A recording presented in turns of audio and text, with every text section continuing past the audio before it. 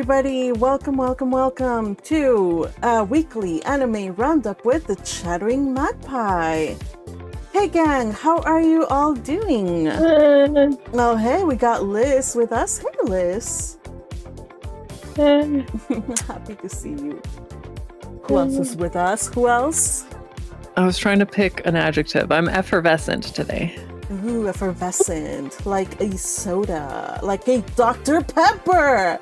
Oh, yes. The only doctor I adhere to. Oh, you guys. Welcome to our little weekly chit chats. We talk about anime, specifically romance anime going on in this season. We are in a peculiar spot, you guys. We just finished summer 2025 season, but also we started some anime, so it's kind of like finales but also premieres. So today we're going to be finishing out some of the animes. We're going to be discussing some animes that are actually going to go into the next fall season, and finishing out others and checking out some premieres. So hope you stick around for that. I'm here joined by the gang, also known as the Mischief. Hey, Hana is with us too. Nomi was with us also a little bit ago. So, Noemi, hey. I'm gonna listen in. She's listening in. She is living the life of a student, so she can't watch all 6 anime that we've been covering. But that's okay. That's why you're here, to listen in on just fangirling. Hey, today we're all fangirling. Yes, we can be all fangirls because we're all girls. Yes. Yes. Fangirl session. Fangirl session. But let us not forget the gentlemen in the chat. Let's see. We got a few already. Let's see. We got Crusher was with us. Crusher, yes, that's right. Welcome. It says, I might be able to hop in for a bit. Yes, do so. Come on in. Let's see. Oh, there it is. Hey, Crusher. How are you? Welcome. Crusher, man. Aren't you a lucky fellow? Hey. So, welcome. We also have Turoshmak, who was one of the first ones on the chat. Says greetings everybody, but let us not forget Gisela Leframboise, who was the very first one to chat, who was the very first one on the early gang. Says, by the way, just started a new manga, that is a Korean manga. It's called Surviving as a Mage in a Magic Academy. So thank you for the recommendation. Says it's a bit twist of humor, and of course the MC is OP. It's an overworked lab workers when they get isekai. So I like that. I like that premise. I'm going to check it out. Thank you. Also, Turoshmak was here at 2 Central, but this time seems to work better for him. So good. Let's see. Who else? Little Butterfly says at work. I hope I can join the discussion, even if it's late. I have so much to say about Aunt Shirley. What do you have to say about Aunt Shirley? Yeah, do we have anything to say about Aunt Shirley? Oh boy. We had a finale, you guys. What a finale. We will wait for our remarks, I guess. I guess we'll wait, even though I'm like chomping at the bit to talk about it. But for your sake, we will wait, and hopefully you can join in on time. Akihana, how was breakfast, darling? I just finished. I had butter on toast. Butter sprinkled with sugar on toast. Oh, yum! I love that. Yum. I haven't had that in a while. I was originally gonna have some still toast, because I usually have toast in the morning. But I was usually going to have it with something like liver spread. But then when I opened the liver spread, I already saw mold, so no. Not gonna eat that anymore. Go to the butter. Yeah, you don't want to get sick. Is that like pate? Let's see. Excuse me. Let me see what the name is. I think the cat is in the kitchen. I am intrigued. All right, so while she gets the stuff, I'll continue to say hello to peeps on the chat. Teal is also with us. Just finished watching episode 1 of Watatabe now, and I'm ready to talk anime. What is Watatabe, Teal? Its English title is This Monster Wants to Eat Me. It's kind of like the summer Hikaru died, but... But, I mean, summer that Hikaru died is a lot, but... Yeah. Is it like... But maybe it doesn't have as much production value. It was still very good. Mm-hmm. Okay. I was interested to hear that they're gonna get a second season, right? Summer Hikaru died. So yeah, they announced it. All right, Akihana, what's that liver concoction? Tell us about it. The name is Pate Iberico, and according to ingredients, it has Iberian pork fat, Iberian pork liver, water, powdered milk, egg, salt, animal protein, yada yada yada. Oh my! Wow, sounds like a very proteiny kind of meal. That's good. That's good. It's good to get your proteins in early in the morning. Some health guru, like as one does, one listens to health gurus on social media, but actually this one does make sense. Like within 30 minutes of waking up, get some movement and get some protein in your body. They recommend 30 grams of protein. So that's what I usually want to do. I don't do it. I haven't done it lately, but when I'm in my health kicks, I feel health kick coming on. Like I wake up 6 o'clock, go get some water with, go get some protein, and I don't get the full 30-gram protein thing because that's too much for me so early in the morning, but then I do a walk or whatever. So yeah, good for you. Yeah. Except not good for you because it grew mold. So maybe next time you can get one that's healthier for you. All right, who else is in the chat? For me, the only movement I do in the morning is walk to the kitchen, walk to the restroom. That's the only movement I do in the morning. Oh boy. Well, let's see. You need to get at least 10,000 steps in. But that's not just you, me as well. All right, who else was here? Noemi says she's alive. Glad to see you here, Noemi. And they're talking French in the chats. Good for you, but I don't know anything, so... I'm glad you found a friend in the chat. I mean, I can read and understand maybe 75% of it, but anyway. Oh, okay, Teal. Teal I had is missed the clarifying. community. I had missed the community. It was... Well, I'm glad that you found your way back to us. Teal clarifies about Watatabe. It's Yuri. I didn't know it was Yuri. Okay. All right, so we're going to talk more about animes that we are looking forward to watching in the next season. But for now, we're going to just cover the ones that we're still been covering for the last couple of months. And that is Solo Camping, Secrets of the Silent Witch. These are not yet done. Solo Camping is going to be a 24 episodes season, so we're halfway through. Secrets of the Silent Witch, I believe it might end next episode, but I don't know. It didn't really feel like it was amping up for the big finale. I don't know. We'll see. I could be wrong. Who Made Me a Princess? That is one that's very new. It just dropped a few days ago on Crunchyroll. We're going to talk about the premiere. And we're going to end with... Yeah, we got 3 episodes of that. Yeah, what a treat.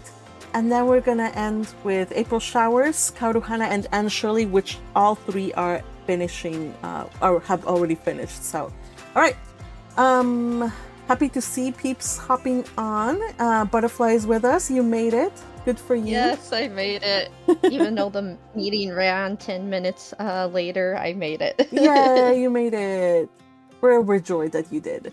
Happy to see you here. All right, so let's get started with Solo Camping real quick. What's going on in Solo Camping? We had this situation with Hana, that is Jen's ex-girlfriend, showing up and it was will they, won't they, will she try to get back together with him? Ultimately, they're both grown-ups. They both acknowledge that they kind of messed up. At least, actually, Jen acknowledges that he messed up. He did apologize. He said he's reflected. And in the end, they part ways in a positive note. And she does tell him, like, you know what? Don't make the same mistake with us, with, alluding to Shizuku, that is our protagonist. That was good to see that they ended up in a positive light. And then Shizuku, meanwhile, is preparing herself to take her friends out on a camping trip, since she's now the more experienced camper. Now her friends are enthusiastic and they're gonna go camping. However, it's cottage camping, so they're not gonna go on tents. They're gonna get on a cottage and go into nature. Which she's like, I don't know if that's camping, but Jen tells her, that counts as camping. It's whatever. It's up to everybody's preferences.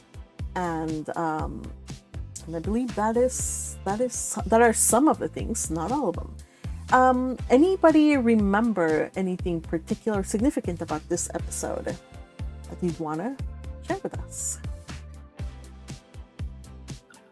It was a nice catharsis for Gen and Kana, and that but then the back half of the episode just felt like another episode. I know there's 24 episodes, so we're just kind of going business as usual, but yeah, most animes, like, once a couple gets together, like, that's the end of the anime, right? So I don't see that as like 12 episodes more necessary for this couple to get back together. I feel like both his ex, his friends, her friends, they're like being very supportive. There really isn't anything other than stubbornness that would keep these two like apart. Like, so I'm Maybe. wondering where the direction of this is gonna go. I think I heard somebody. Teal, was that you? yeah, I'm a little worried because this is very reminiscent of Dahlia and Bloom, which I've read like 10 volumes of that. They're still not together. Oh, I'm like, how? You like each other. You're happy together. You're basically already dating. Just name it, but they won't. oh, And I'm scared of the same thing happening here. Oh no. You know what? I hope not. And thank you for giving me the heads up. I've been meaning to start Dahlia and Bloom, the anime. I've watched like, I think the first episode. I'm like, I gotta finish that. It looks like a cute romance. Okay, I stand corrected. It's a slow burn. The daddy of all slow it's a cooking burns. show with slow burn romance, yes. Like this one. Oh my gosh.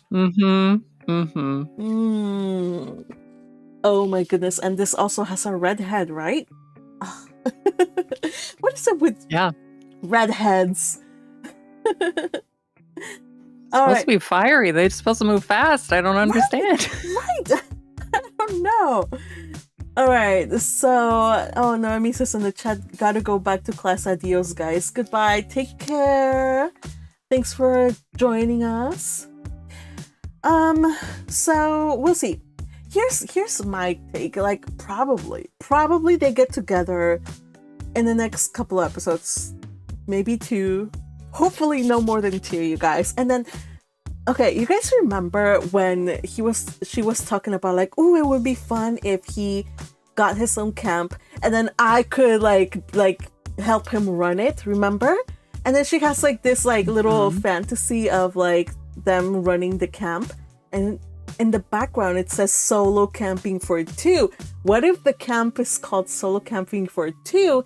And it then follows how they run the solo camping for 2 camp. I don't know. Is that too much to ask? I would love that. That would be great. That would be so cool, so wholesome. Come on, show. You can do it. You can do it, show.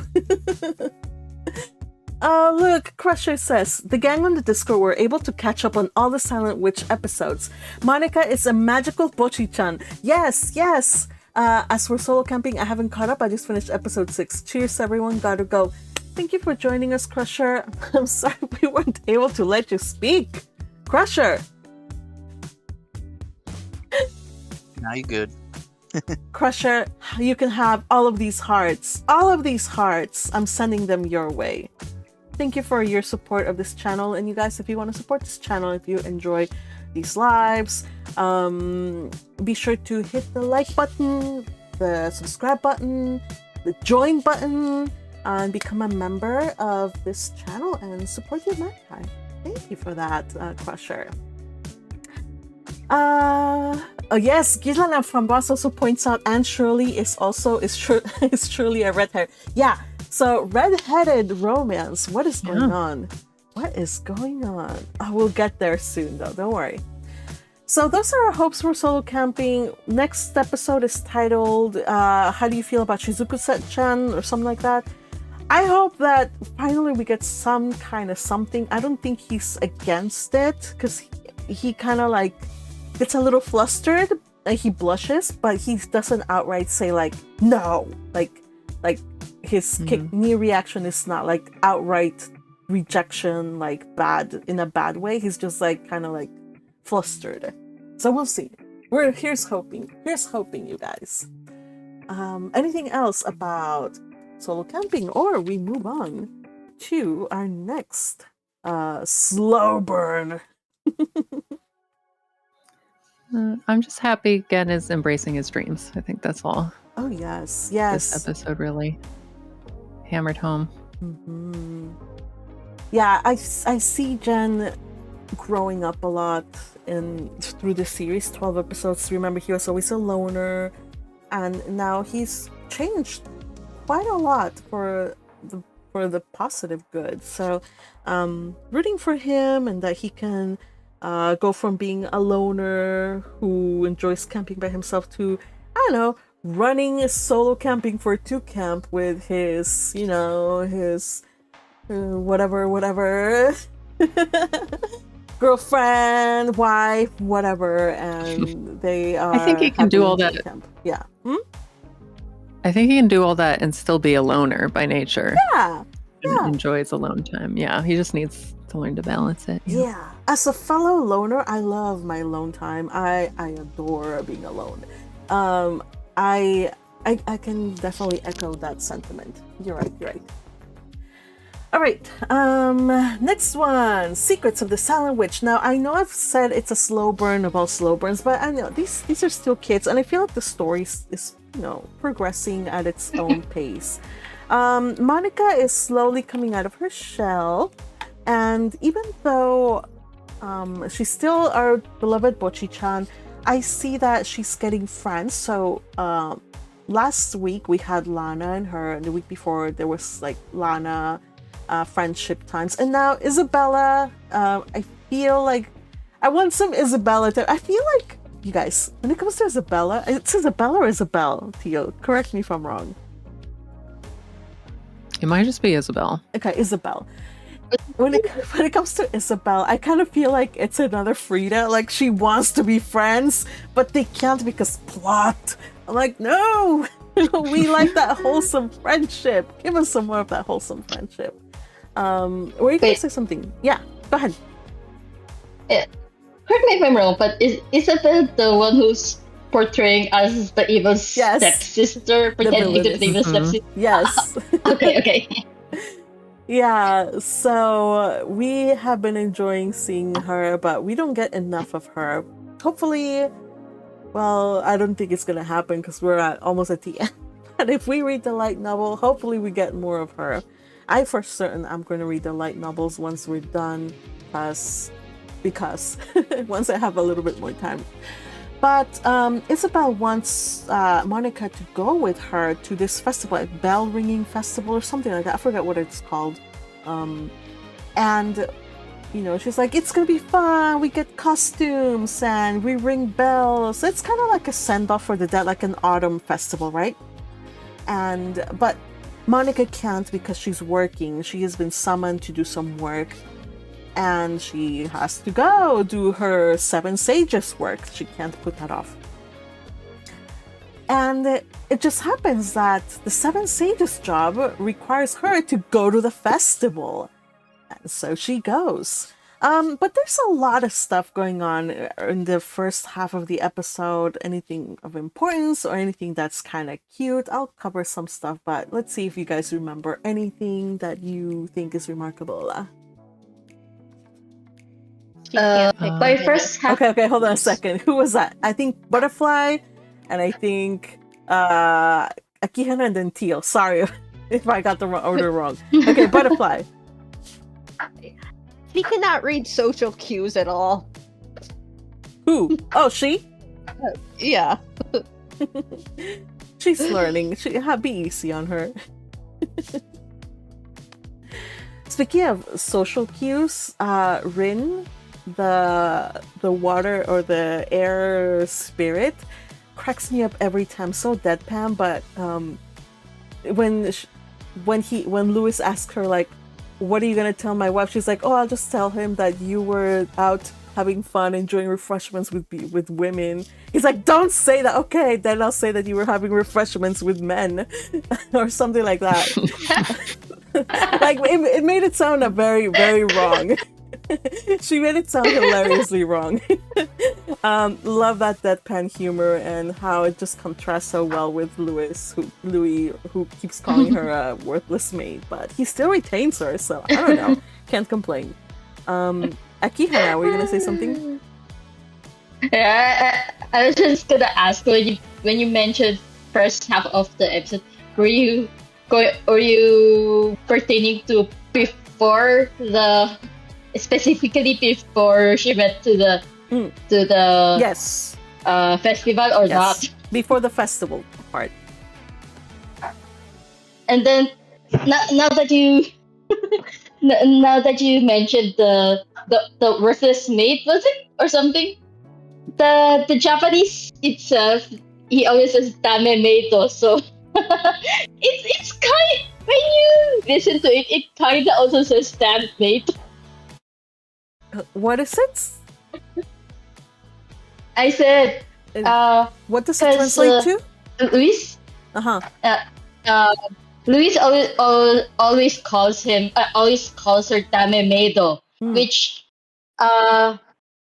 YouTube usually, no, not YouTube, or rather the streaming site that I watch it from, usually translates it to something like worthless maid or I don't know, bad maid or something like that. But when you listen to it closely, it also kind of sounds like "damn maid," you damn maid. Oh, well, he does say that when he's enraged, so it kind of makes sense. It could be a little pun. By the way, I want to say thank you to Patrick. Right? Patrick, unfortunately can't join us. Patrick, he did support this channel. Thank you for the super chat. Says, I wish I could join you guys, but it's way past my bedtime, so I'll suffice with the super chat. Thank you, Patrick, and we're sorry that you missed this anime chit chat. We're gonna miss you, but I hope that you can join us for some more anime watching on Sunday. Yes, indeed, you guys, members of this server, they get access, or we have like a little Sunday get together where we watch anime together, and it's loads of fun. So join us if you want to be part of that. We are watching, I think last week we finished Anne of Green Gables, and we started watching Who Made Me a Princess. We'll see what we're gonna watch next. We have several stuff, several people have wish lists, so we'll see what we'll watch. All right, and Teal, I think I've got all the list. yeah. Teal, you were gonna say something about this first half of, or whatever remarks you had to say. Please feel free to share as a resident expert on Silent Witch. Well, as the expert, I have to be careful, right? But yeah, you're right. What do you guys think of the Starseer Witch and her fat little owl familiar? Aw, it's a cute little owl. It's cute. You know what? But then again, the stars here. Okay, the Star Sage, the Starseer Sage, or whatever her title is. By the end of the episode, I found her kind of lacking in responsibility. Like, she just sent a note to Monica, like the article has been stolen. like how unserious can you get? What the heck? By Go the way, search for it. And don't forget that Right? she is the leader. She's the leader of the seven sages because she's supposed to be the oldest. So the hierarchy, like I guess she's the leader. So I'm like, yo, for a leader, like I would expect you to be like more like, oh my gosh, But no, like I guess she's more like a well, it's no big deal. I'll find it. So I'm either really like she is competent enough to know that she can easily retrieve it, like it's no big deal. But this is a really important ancient artifact. Remember that Louis said that it spoke to him when he was trying to unlock it, because it happens to be this magical artifact, or magical artifacts in this world have personalities, and this one particularly does not work well when a man tries to use it, so it has to be a female. Also, can I just say, like, some of her pages reminded me of the little pages from Howl's Moving Castle. I was like, oh, she's trying to be Madame Sullivan. Just saying, okay, just saying. I have Howl's Moving Castle on my mind these days, I guess, because I also found some Howl's Moving Castle something in another anime we watch. I'll talk to you guys about it later. Anyway, but you were asking, Teal, about the Star-Seeing Witch and the familiar. Is there anything we should know about it, though? No, not really. It's just a fun character. She did mention that she and Monica are the only witches, the only females in the Seven Sages. Oh yeah, and we got name drops for all of the Seven Sages, and I actually wrote them down, you guys. I was like, oh, we finally got every single one. So we already knew. We know the Star Witch. We got Louis. We got Monica. We already knew about a Thorn Mage. Now we learned about a Gem Mage. I think his name was Emmanuel. There's only two more. We don't know them yet. I forgot who's who, but they're here. I got them all written. There's Monica, Mary, Louis, Emmanuel, Raoul, Bradford, and Ray. We'll see. Speaking of the Gem Mage, I felt some ominous foreshadowing when the Gem Mage was mentioned, because she mentioned the Gem Mage was mentioned when they were browsing a store, right? And then Monica thought back to Cyrus' brooch and said that brooch might also had the Gem Mage's signature. So I was just thinking, is this some kind of ominous foreshadowing? Is it possible that the Gem Mage was also the reason behind why Cyrus' gem brooch somehow became like that? It kind of like malfunctioned or something. So, I hope not. Yeah, because I think she noticed that his name was on that brooch. And also, there have been brooches that fail. I was also thinking, also Felix's brooch, but that one Louis made himself, so it couldn't have been him. But yeah, that's kind of suspicious how somebody could easily tamper with a brooch made by one of the Seven Sages. Excellent point. Right? So Ooh, I was wondering the if plot thickens. that Gem Sage himself was the reason behind it. By the way, I gotta lock out first. My mom's calling. Maybe. Who knows? Oh, okay. Okay. Akihana left. Okay, goodbye, Akihana. I guess breakfast time is over. All right. Anything else about this first half about this new character? All right, let's go on to a second half. Oh, what is it? I was just going to say first half. I think we're good. Okay. Let us talk about the second half. The second half basically has Monica and the other of the sages, Mary. Mary? No, it isn't Mary. Yes, Mary Harvey.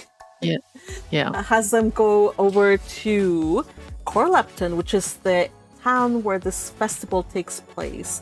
And of course, like, there's lights and people are they're all dressed up as animals, but not long after they land in there, she spots immediately she spots a person.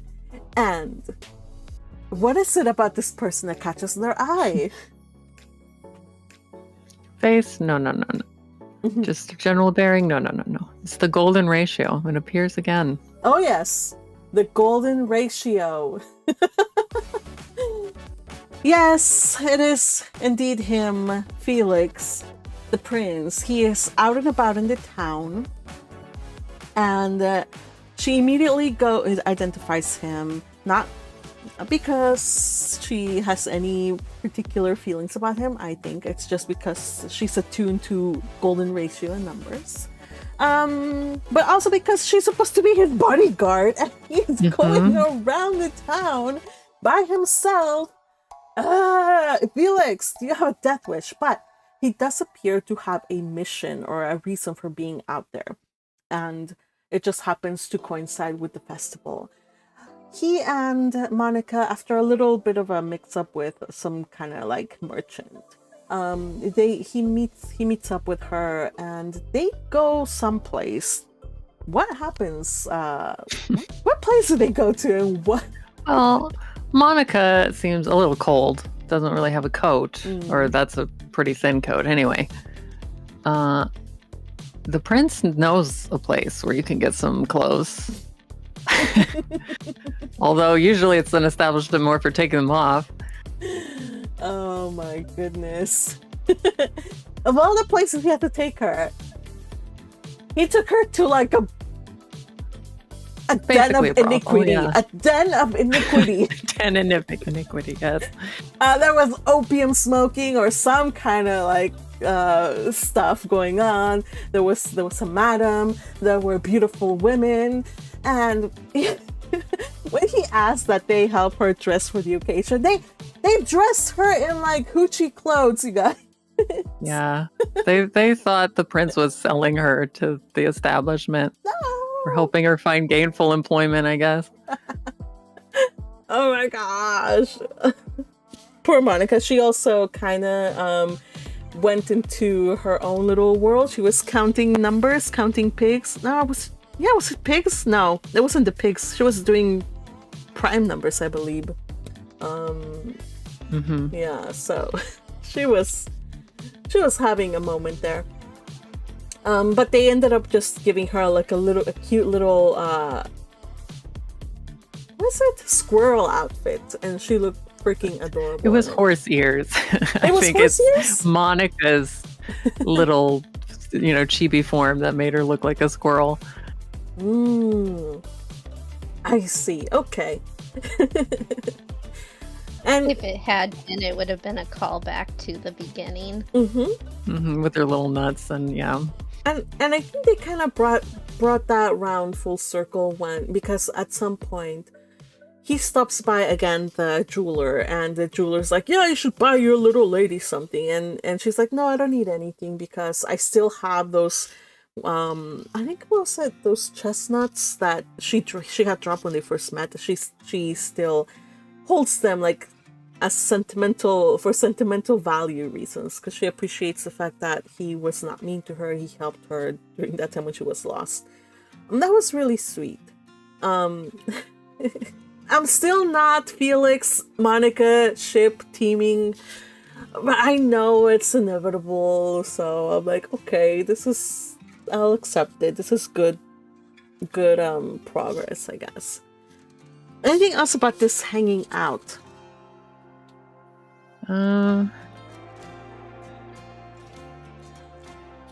It's quite a bit different not quite a bit different. The brothel seems a little different in the book. Oh, a little more in depth. I can see why they cut it back, especially considering we have no more time to finish this volume. I'm wondering how next episode is going to go, but I'm wondering too. There is, I forgot to mention it, you guys, because I got so excited with squirrel ears. But while he was there, he wasn't just there to get some clothes. He actually picked up some correspondence. So he's very secretive. Like, even I'm trying to figure out what's going on inside his head, because we know that he has the support of the great duke, his, I guess, great uncle or whatever it is, family. But he seems to be gathering like support from nobles who are against his uncle or the Great Duke or whoever is sponsoring him or supporting him.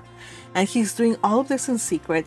I just need to understand what's going on. Of course, he got this information from this the madam of the brothel. So really interesting. He doesn't seem to.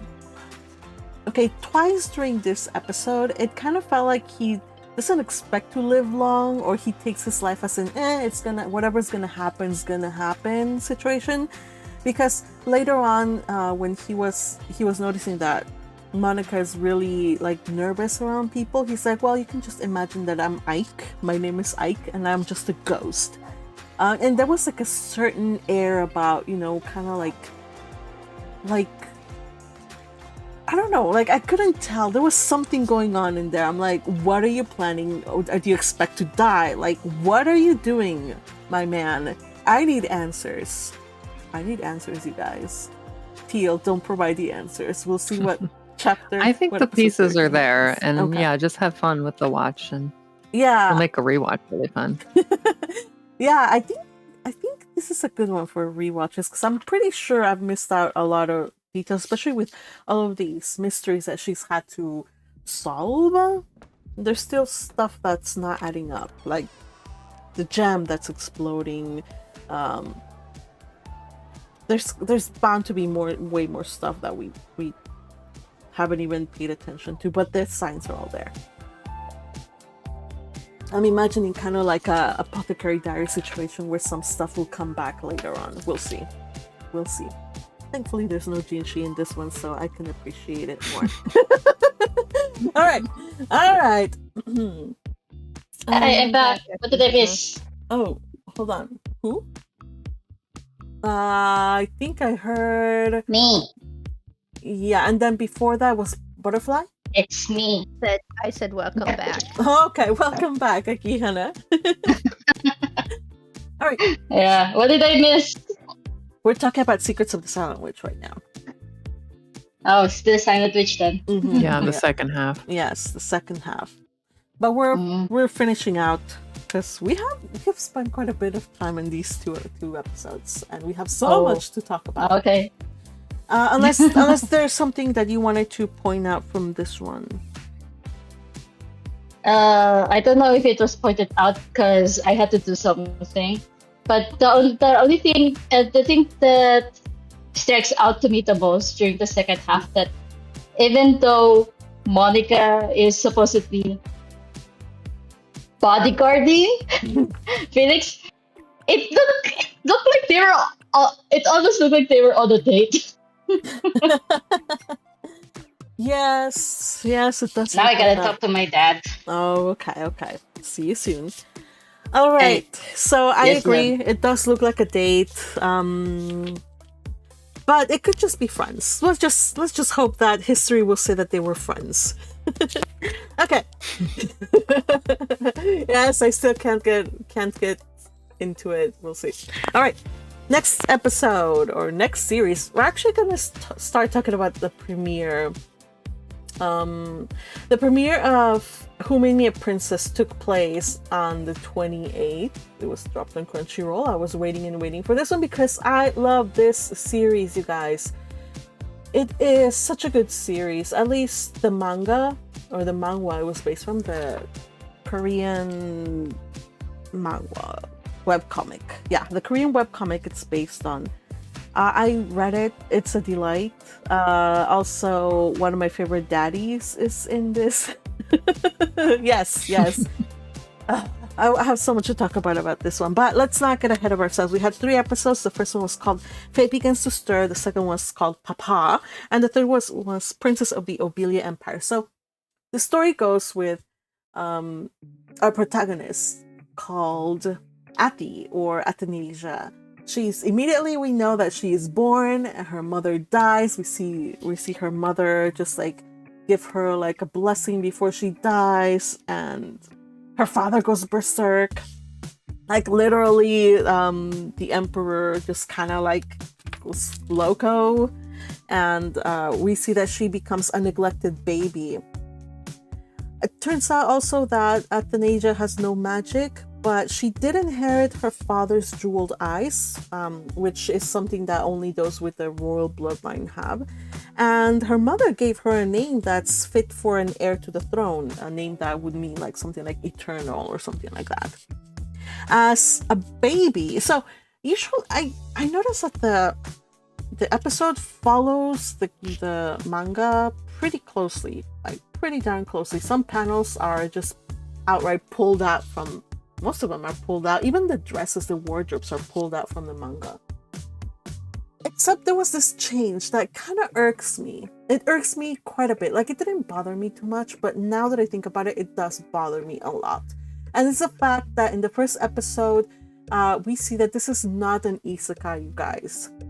And it's, instead of being an isekai, it's just a straight up fantasy. When Athanasia was a baby, she kind of like grew like conscious, like an adult almost. Yeah. And she saw her life story being played out in a book as a baby. I'm like, this is not what the book was about. Theo, tell us, what are your thoughts on this? Yeah. It's not materially different, but I feel like it gives the series a different feel, especially early days. It does. It yeah. does. You mentioned that it doesn't really come up like a big plot point that she's from our world, essentially, and that it is an isekai, but, you know, I think they're just trying to shy away from the sort of isekai, and I feel like that's kind of silly to change the source material just to be updated for modern sensibility. Yeah, because they're like, well, otome isekais are like a dime a dozen. We want to stand out. So rather than have her like be from Korea and be born, like get the consciousness of this, like, no, don't do that. First of all, this affects slightly because in the webcomic, you guys, she had like her expressions and the way she thought about her father and the things going on around her. Like, it was a little bit more mature. Like, for example, she would call her father a psycho or something like that. She was terrified of him. like the interactions just altered slightly.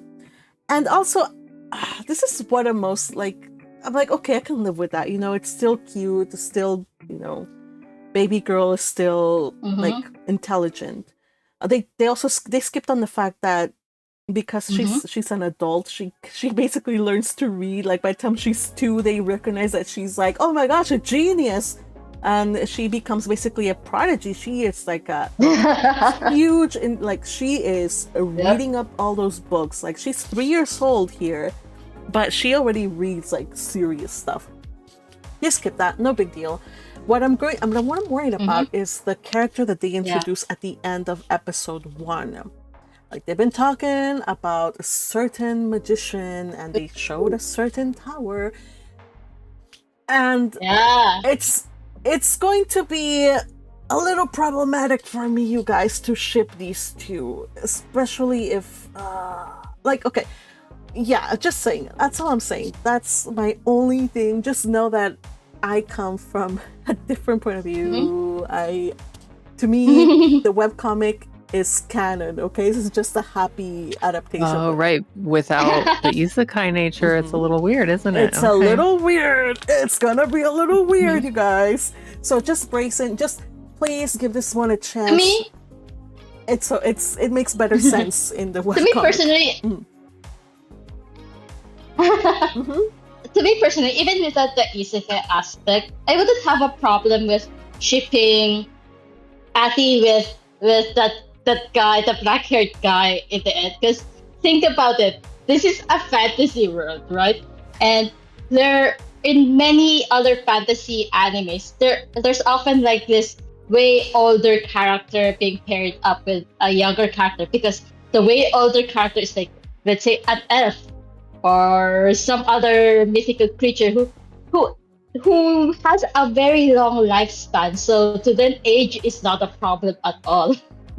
You know? Yeah. So this long-haired, black long-haired dude who seems to be residing in a magical tower. So it's a magical tower. So he probably has has superpowers that makes him live a very long lifetime. So to him, age is also but a number. Yeah. So The Twilight effect or whatever. right? So exactly. So we're gonna see, like, the story is great. I haven't mentioned this, you guys. It's beautiful. It's so beautiful. And let me just say this. I didn't say this either because it shouldn't really matter, but I guess it does matter because this is not a Japanese anime. This is a Chinese one. And then it's just been dubbed. It's been dubbed in Japanese. Wait. Oh yeah, it's I was thinking the source was Korean and then at that It's a very Chinese. global anime. Yes. Yeah. I love it. It's the webcomics from Korea. The anime is Chinese, looks beautiful. It doesn't really, like, Chinese anime has its particular look and feel sometimes with some of the characters' expressions, but aside from a little bit, I didn't really notice or care too much. And then it's a Japanese dub, and now it's in English subs, and maybe if it's popular enough, it might get like English dub. Who knows? I don't know. It doesn't matter. I'm enjoying the Japanese subs quite a lot, and it's a beautiful adaptation. Hannelore. Oh, Hannelore is Beth in voicing Asia. her.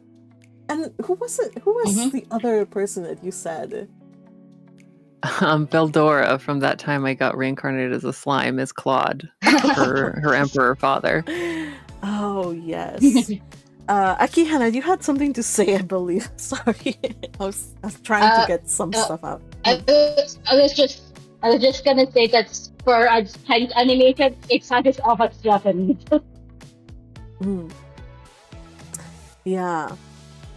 All right, so let's get into Claude, you guys. There's a lot of characters, but I'm not gonna go in depth. Guys, watch the anime. Go, my children. But I do want to touch upon characters, especially the one big character. So remember, for those of you who don't know the story, Athanasia is the heroine, or not even the heroine. She's like a side character in the book, and in the book, she gets like killed, or not killed, like thrown into prison by her own father, and then she has like a terrible end. And so she's trying to avoid this. She knows her father's going to like be the key to her doom, so she's trying at all costs to avoid it. She's actually doing plan A, which is to like store up money. She hoards money and jewels wherever she can. It's super cute. And then when that fails, because her father manages to find her, plan B is to charm him to the extent that he will think twice about, sending her off to her, to her disgrace and downfall. I don't know, you guys. The plan at first doesn't seem to work because Claude is made out of ice, and I know I love my emotionally constipated male characters, and I love the fact that he has abs, and sometimes they show it. Read the original webcomic for a better view of those abs. But man, Claude is just so cold. Yes, go ahead. Now that you mentioned the abs and or the lack thereof of this thing, it kind of makes sense since this is animated by China, and China tends to censor those things. The sexy things, they tend to censor it to a degree. like don't make me start. Like there have been examples. There have been examples of other anime wherein their censoring is just so hilarious. Like for example, there were some anime that had bloody scenes. They would censor it by changing the color of the blood to, like, I don't know, maybe white. And yeah, that also looks wrong. And then sometimes you would see that if a female character that has like a mini skirt or a deep cleavage, they would censor it by putting her on like some cyclings or covering up her cleavage with some cloth that wasn't there. Hey, they have to keep the purity of the children in mind. I am thankful for whatever view of the abs we got, but if you want to see them in their full glory, do read the original manga. Very good, very recommended. Also, there's several panels that they did not include here, but for what it is, in the 3 episodes we got as far as chapter 10ish, I believe, which is not too bad at all. By the way, I forgot to ask, anybody here has read the original webcomic, besides me and... Me. Okay, Hana, yeah. Me, I read. I have started it because it seems they're going to be different enough. It's worth the comparison. Okay, cool. Butterfly, have you read this one? Nope, I haven't. Oh, okay. Well, you're in for a treat. So, by the way, I want to say this. I covered Claude in my 2D husbando video. And I am shocked at the number of people that have not heard of Claude. That means that they haven't watched that video. Why? All I can say is... Did you also cover Lucas and... Yes, I did. Did you also cover Lucas and the other one? Yes, I covered Lucas. I didn't cover the other one. I covered Lucas and Claude. Yeah, but I'm just saying, like, I'm enjoying this, and I'm just saying, like, Claude, if not daddy, why daddy shaped? Like, please, have some mercy on us girls. Oh, all right, you guys. So, oh gosh, there was 3 episodes, so much to talk about, but the long and short of it is, she's changing the story. He's getting invested to like the smallest degree in her life. Like, they have tea parties where he says nothing, or he's just saying like, "Why don't you talk? Like, why are you?" And kind of scary. And she fell into a lake, and he just saw her drown, basically, and only saving her at the last possible moment. So there's stuff going on. We see that at some point towards the end of the 3rd episode, we see that he kind of like glitches. Okay, maybe not glitches, but he kind of like has like a reaction. Like, there's like some kind of like black lightning, or I don't know if it's a curse or something going on with him. We don't know. Well, I do know, but you don't know. Just don't forget that happened. Okay, the black lightning or glitch, as you mentioned, happened after he made magic with he made warm wind to dry her, to dry her out. So who knows? It might have something to do with him performing magic, or it might be something else. We'll have to find out as we watch. Oh yes. So, it is interesting. So one thing I know about... It's okay, you go. Finish out Akihana and then Teal. Yeah. So something I wanted to mention earlier, but wasn't able to because I kept getting called by either parent. Anyway, what I was going to mention earlier was that at the start of episode 1, basically, I like the way the adaptation made it, wherein we kind of got an additional glimpse of Athanasia's mom actually showing love and calling her, "This is your name, you're Athanasia," and like, you can see the love that her mom had for her even at the very last moment of her life. And that was something that I really liked, because I don't think we really got that scene in the webcomic, and even if whether or not we did, it might have showed up much later in the series rather than this soon at the start of the story, which is a really nice touch in my opinion. Yeah, they're giving us a lot more of Diana. I think that's the mom's name. They're giving us a lot more of her. So very early on. Also, the scene where he goes out into the lake, like after the accident with the boat, he goes out into the lake and walking on the water. I mean, it was like, Jesus. Yeah. That's an anime only seen as far as I remember, or if it happened, it happened later on in the story. Like they're really giving us a little glimpse, little teasers of him. Probably okay. So here's the thing, you guys. I feel Athanasia is kind of like more childish, and Claude is less scary than in the original, because Claude is incredibly scary. Like in the webcomic, I felt chills. This one, he's just he's very stony. Stony. He's very stony in the webcomics. In this webcomics, he's also stony, but he also scares the bejesus out of me. So, which I like. There's a Spanish saying that says "me asusta pero me gusta." So that's Claude. All right. I think I kind of got the gist of that Spanish thing, because you know how Spanish and Filipino are related. I'm glad. So me gusta, you like. You like? Yep, I like it, but it scares me too. Or it scares me, but I like it. Yeah. Okay. Let's see. So Yuki 2501 is in the chat. Hello, Yuki. It says, I'm starting to like non-Japanese anime. This is actually my first one. I think it's the language thing, and the stylistically I've seen one or two that I just can't get past it, but I'm enjoying this one. And maybe after this one, I will be hopping into the wonderful world of, Chinese anime, if somebody can point the way. Yeah. Says they almost completely avoid Japanese stereotypes, and it's so refreshing. They have their own stereotypes, but at least it's a change. Yeah. What was that, Akihana? In that case, I would recommend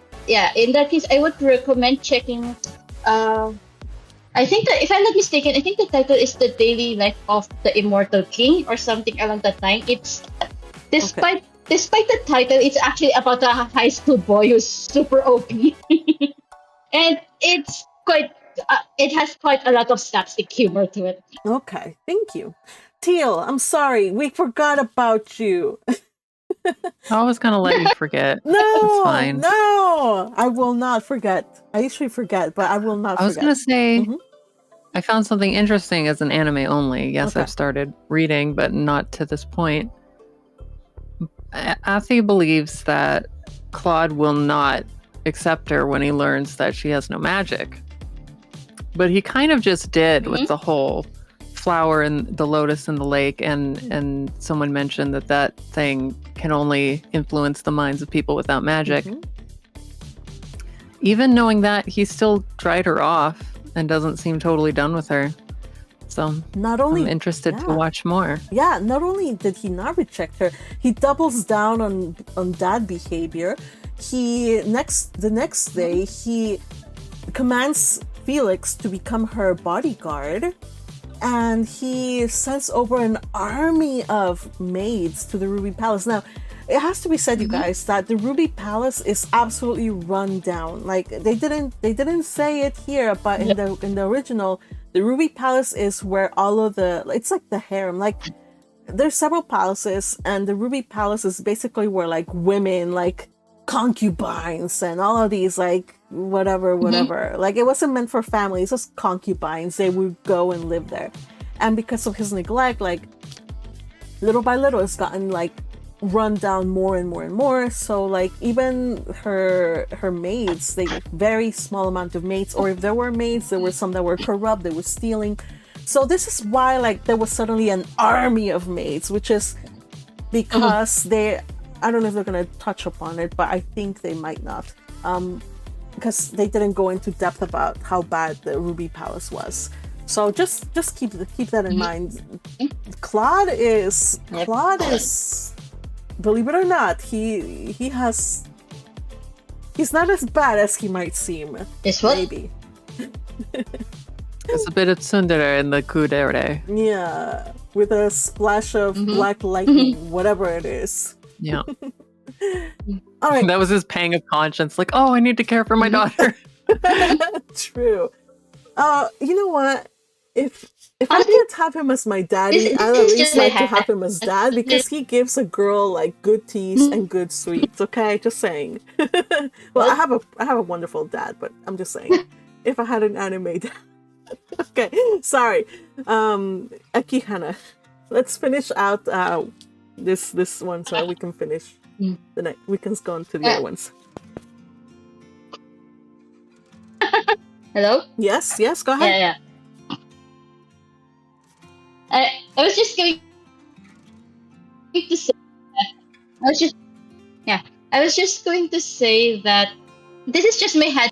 Claude suddenly seems to open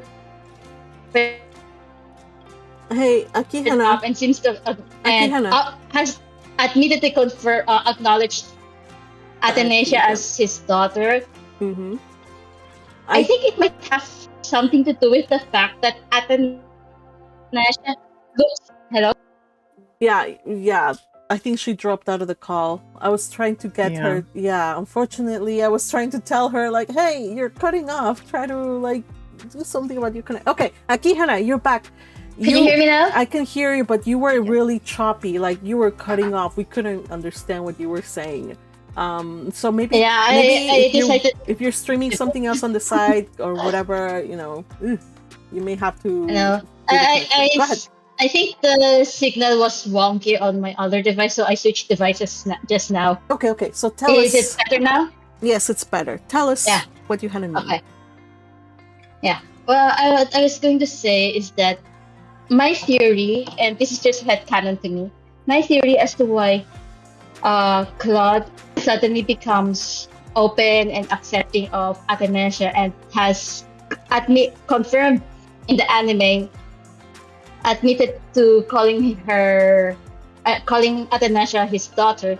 I think one reason, or possibly the main reason behind it, is because of how much Athanasia looks just like her mom. And we all know how obvious it is that Claude really, really loves and adores his late wife. So the astonishing physical similarity between Athanasia and her mom is probably the main reason why Claude is now suddenly so open to her. Because as a baby, you could not possibly see any similarities. But now that she's grown and has that unrealistically long, blood, beautiful locks, you could really see her mom in her. So that might have something to do with why Claude is suddenly so accepting of her. Yes. But that's just my theory. Either that or plan B to charm her dad. Well, I was gonna say her dad's pants off. Now, to charm her dad into like not killing her is really working out. She is trying. Our girl is trying. She's desperate to live. So whatever the case, good for you, Claude. That's the minimum you have to do for your girl. You owe her a lot for all of those years of neglect. Anything else, Teal or Butterfly, about this one? I hope to continue. I hope to continue covering this one. What were your thoughts on this, since you guys are anime only? It's good, but I don't have much to say anymore on it since I don't know. All right. I did not get a chance to watch it yet. So. Okay, you're in for a treat if you do end up watching it. All right, so we're gonna be talking about Who Made Me a Princess in the next couple of weeks. So I hope you are intrigued enough to want to catch up on the 3 episodes. Yes, Crunchyroll released 3 episodes, so we're gonna continue to watch it on the server. If you are a member at the noble tier or above, you have access to a Discord server. We're watching these on Sundays usually, so I don't know if this one will drop on a Sunday. We'll see. Okay. All right, next one. I did talk about, thieves and stuff. Which one stole my heart? April Showers. April Showers this season. Like, I already like the manga, but something about this little adaptation, which was not without its flaws. It just really, really like stole my heart in a way I didn't anticipate. I don't know, these two kids, they're just so cute, you guys. And I know, like, a lot of people, they're like, we've seen this trope a lot. Like, this insecure girl and this boy who's popular, they fall in love. Like, it's been done so many times. But I think this show is worth catching up, not just because of the two protagonists, but also the side cast, guys. I think it was endearing as well. So anyway, just kind of to sum up what happened here. In the previous episode, Ueno confessed that he likes Tabata. In this one, it's just misunderstandings at first, and then they clarify their feelings and they finally get together. They're gonna date in secret, but hey, a little bit at a time of progress. All right, so let's talk about this one. This episode in particular. Anything about this one that you want to point out? I have a lot to talk about, but I'm gonna let you guys go first. Yeah. Okay, let's go with Teal first, and then Akihana. Well, most of what I want to talk about is right at the very end. So if anyone else wants to go. Well, what I noticed at first is that during the previous episode recap, like last week's recap, I mentioned how Tabata seems to be like in denial or in shock and all that stuff. But now that you've gotten this episode,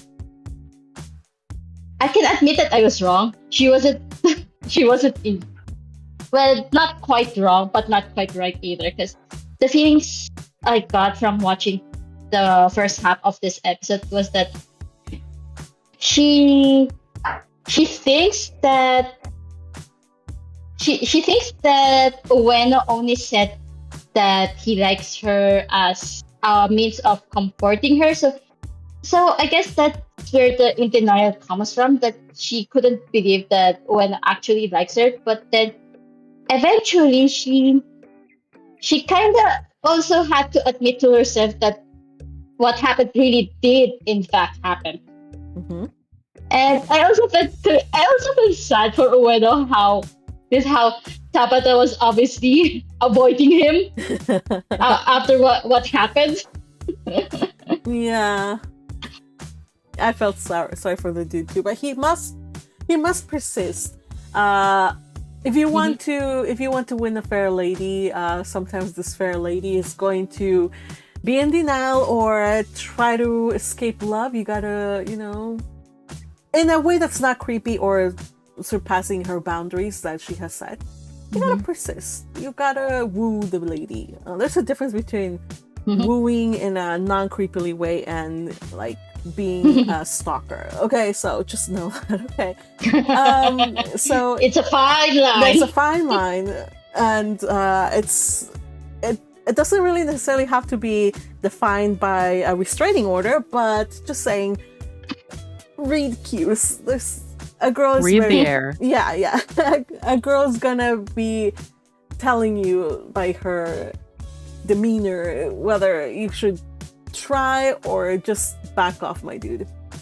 In this case, she likes him, and the issue was she feels like anybody who says that they like her is, or like she can't really believe it because she already has had something painful in her past, which the anime went into with the other coworker, Ueno's coworker, who used to be in her middle school, and he did some pretty hurtful thing. Granted, he didn't really mean it, but it still hurt her, and that kind of wound of the heart is difficult to heal, and that's kind of like why she put up, her barriers. Especially at that age. At that age, especially. So, especially also if people around her are quick to reinforce those prejudices. If they would be like, oh, you're with that girl, can't you pick a cuter girl or something like that? Like, it's been happening during this whole series where people kind of like just put her down, and I get it. At that age, oh my gosh, I remember being in high I mean- school is brutal, you guys. Mhm. Yes. I mean, even Shinbashi, even Shinbashi didn't think that it never even crossed Shinbashi's mind that Ueno's crush was actually Tabata. He was saying, could it be could it be Uguchan or Sayaka? It Mhm. couldn't possibly be Tabata, right? And then he sees Ueno's face. Wait, it's Tabata? Oh yes. Oh, Shimbashi, I'm glad you pointed him out. So Shimbashi grew on me. I did not like him at first when he came up in the manga. I started reading first. I didn't like him much, but he turned out to be, he grew on me. And in this one, He turned out pretty decent. yeah, he has some screw ups. He does fumble things a bit, especially here when he wants to do a double date with him and Ugusudani and Tabata and Ueno, right? And by mistake, Yeah. what happened? Tia, did you have to He say asked something out about that? Sayaka. Yeah. Tia, Yeah. what do you think about that part? Yeah, the secondhand cringe was real. It was just like him just standing in the doorway, basically confessing to a silhouette in a sunset classroom. Oh my, oh my. You know what?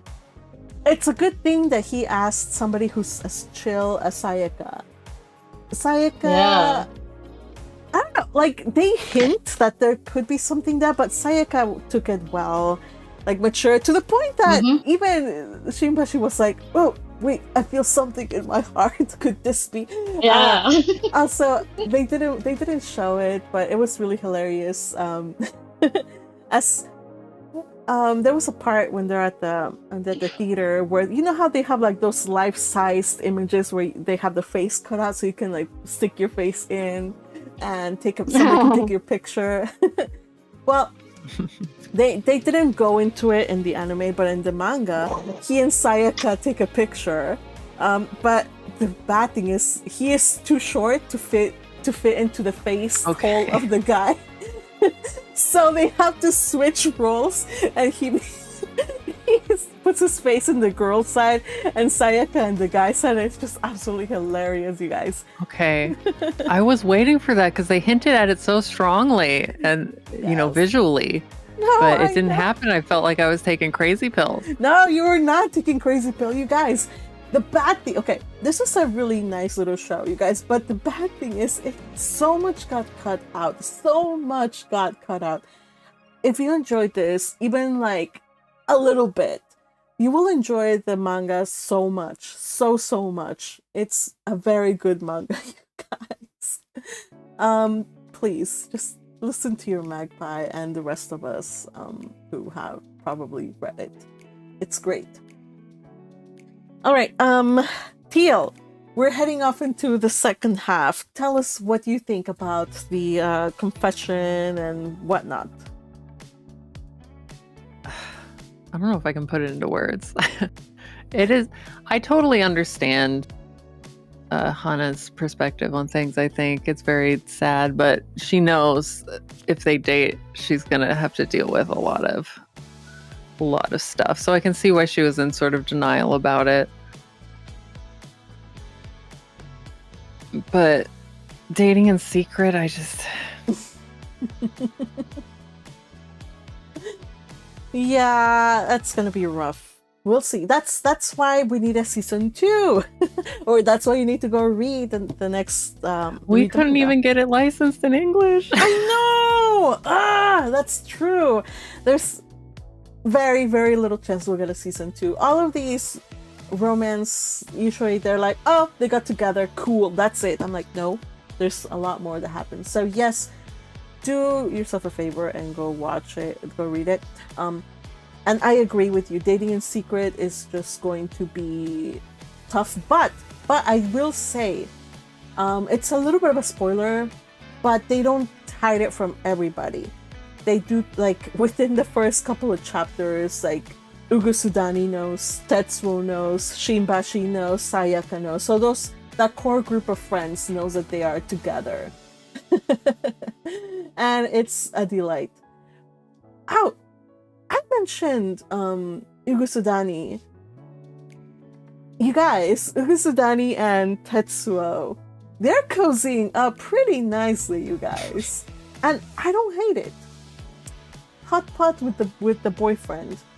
That was nice. That was nice. I don't know. What do you guys think about that ship? Because I'm pretty sure that. Well, it's obviously sailing. Mm-hmm. Is hot pot like you hauling and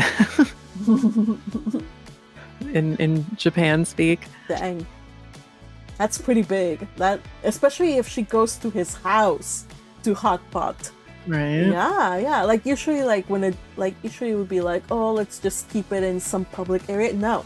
She's going to his house, you guys, where his grandma is at, where his sisters are at. Oh, and by the way, his sisters, they didn't put this on the animation. When they learned that Ueno went in there for love troubles and love advice, they're like, cool, you finally found somebody. Come to older sister if you need any help on romantic advice, says one sister, and the other says like, come to me if you need advice on like how to spot when a woman is like trying to get in between you guys and break you guys up. I'm like, yeah, that's very specific, girl. Of course, that's in the manga, not here, but just side characters are really, really fun here. So we have those two. Shinbashi and Sayaka, still questionable, but I think that they're cute. I don't know if personally I'm shipping them too much because sometimes it's good. Like in real life, not everybody ends up together, and that's realistic and that's okay. But we'll see. We'll have to read the manga for what happens to those two. Yeah. Okay. Continuing on, I guess to finish it out. This one didn't get a lot of attention, you guys. But I think that it's really nice. That's all I have to say. TL, did you have anything else besides the secret dating? I'm sure you do have something else. I did like he brought her a hanataba at the end, a bouquet. A bouquet for a not so ugly girl. A beautiful girl who was very nice on the inside, and I think everyone can see her radiant, likable qualities now. Oh yeah. Except all the people who are going to come in between her and Ueno in the future, of course. I love that little touch, you guys, because he repeatedly said, like, I don't care what people say, I just like you as you are. And in this, again, this adaptation suffers from time, but you guys see the running, right? I want to mention the running. So since the summer, both Tabata and Shinbashi have been training, like they secretly on their own, or sometimes they kind of catch each other. They're like jogging or jumping rope, trying to like better themselves physically. So the joke here is that even though Tabata has been, exercising a little bit, she still gets outrun, or like Ueno still manages to catch up to her. So whereas her physical transformation is not going the way that she wants it to be, it's okay. She doesn't need to change she doesn't need to lose weight, she doesn't need to wear makeup. Ueno likes the girl as she is, and that is beautiful. It's a beautiful message, because there's so many people out there that think that in order to deserve love they have to change, they have to become better. No, that's not the case. And it's a beautiful message. I don't know, you guys. I am growing a little sentimental here. All right, anybody save me from my tears. I think that's it, you guys, for April showers. Yes, it was enjoyable. All right, unless somebody else has something to say, let's continue with Kaoru Hana. Oh my goodness, this is a long live. I'm sorry, know, guys. a bit, yeah. Yeah. Kaoru Hana, you guys. They gave it an extra episode, and I think it was a good call, because it could have been super rushed, this episode-long confession, but we needed to see the events from Kaoru's point of view, at least how she fell in love, because we know she's in love with him. We know that she's crazy for him, but how did it all start? How did it grow? And we got to see that here. Anybody has any thoughts about how this went down? I have lots of thoughts, but mostly feelings. Yeah. I'm glad they communicated and weren't just like, yep, I confess, but we're not going to talk about it. I love that Karuko was so beautiful in her yukata. Mm-hmm. And I like the trope of like, finally you noticed. So, speaking of finally you notice, I have to say, like, yo, Rintaro did not remember when they first met. But you know what? It makes sense. Makes perfect sense for his character. And Kaoru also liked that. She's like, you know what? I appreciate it. Like, it fits with him because he was kind to a total nobody.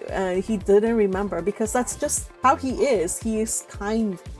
That's the type of kid that he is. So for her, it was like when he talked to her the first time and she fell for him, she was like, this is amazing. Like this is such a nice person. But for him, he's like just trying to like comfort a stranger who was going through a rough time.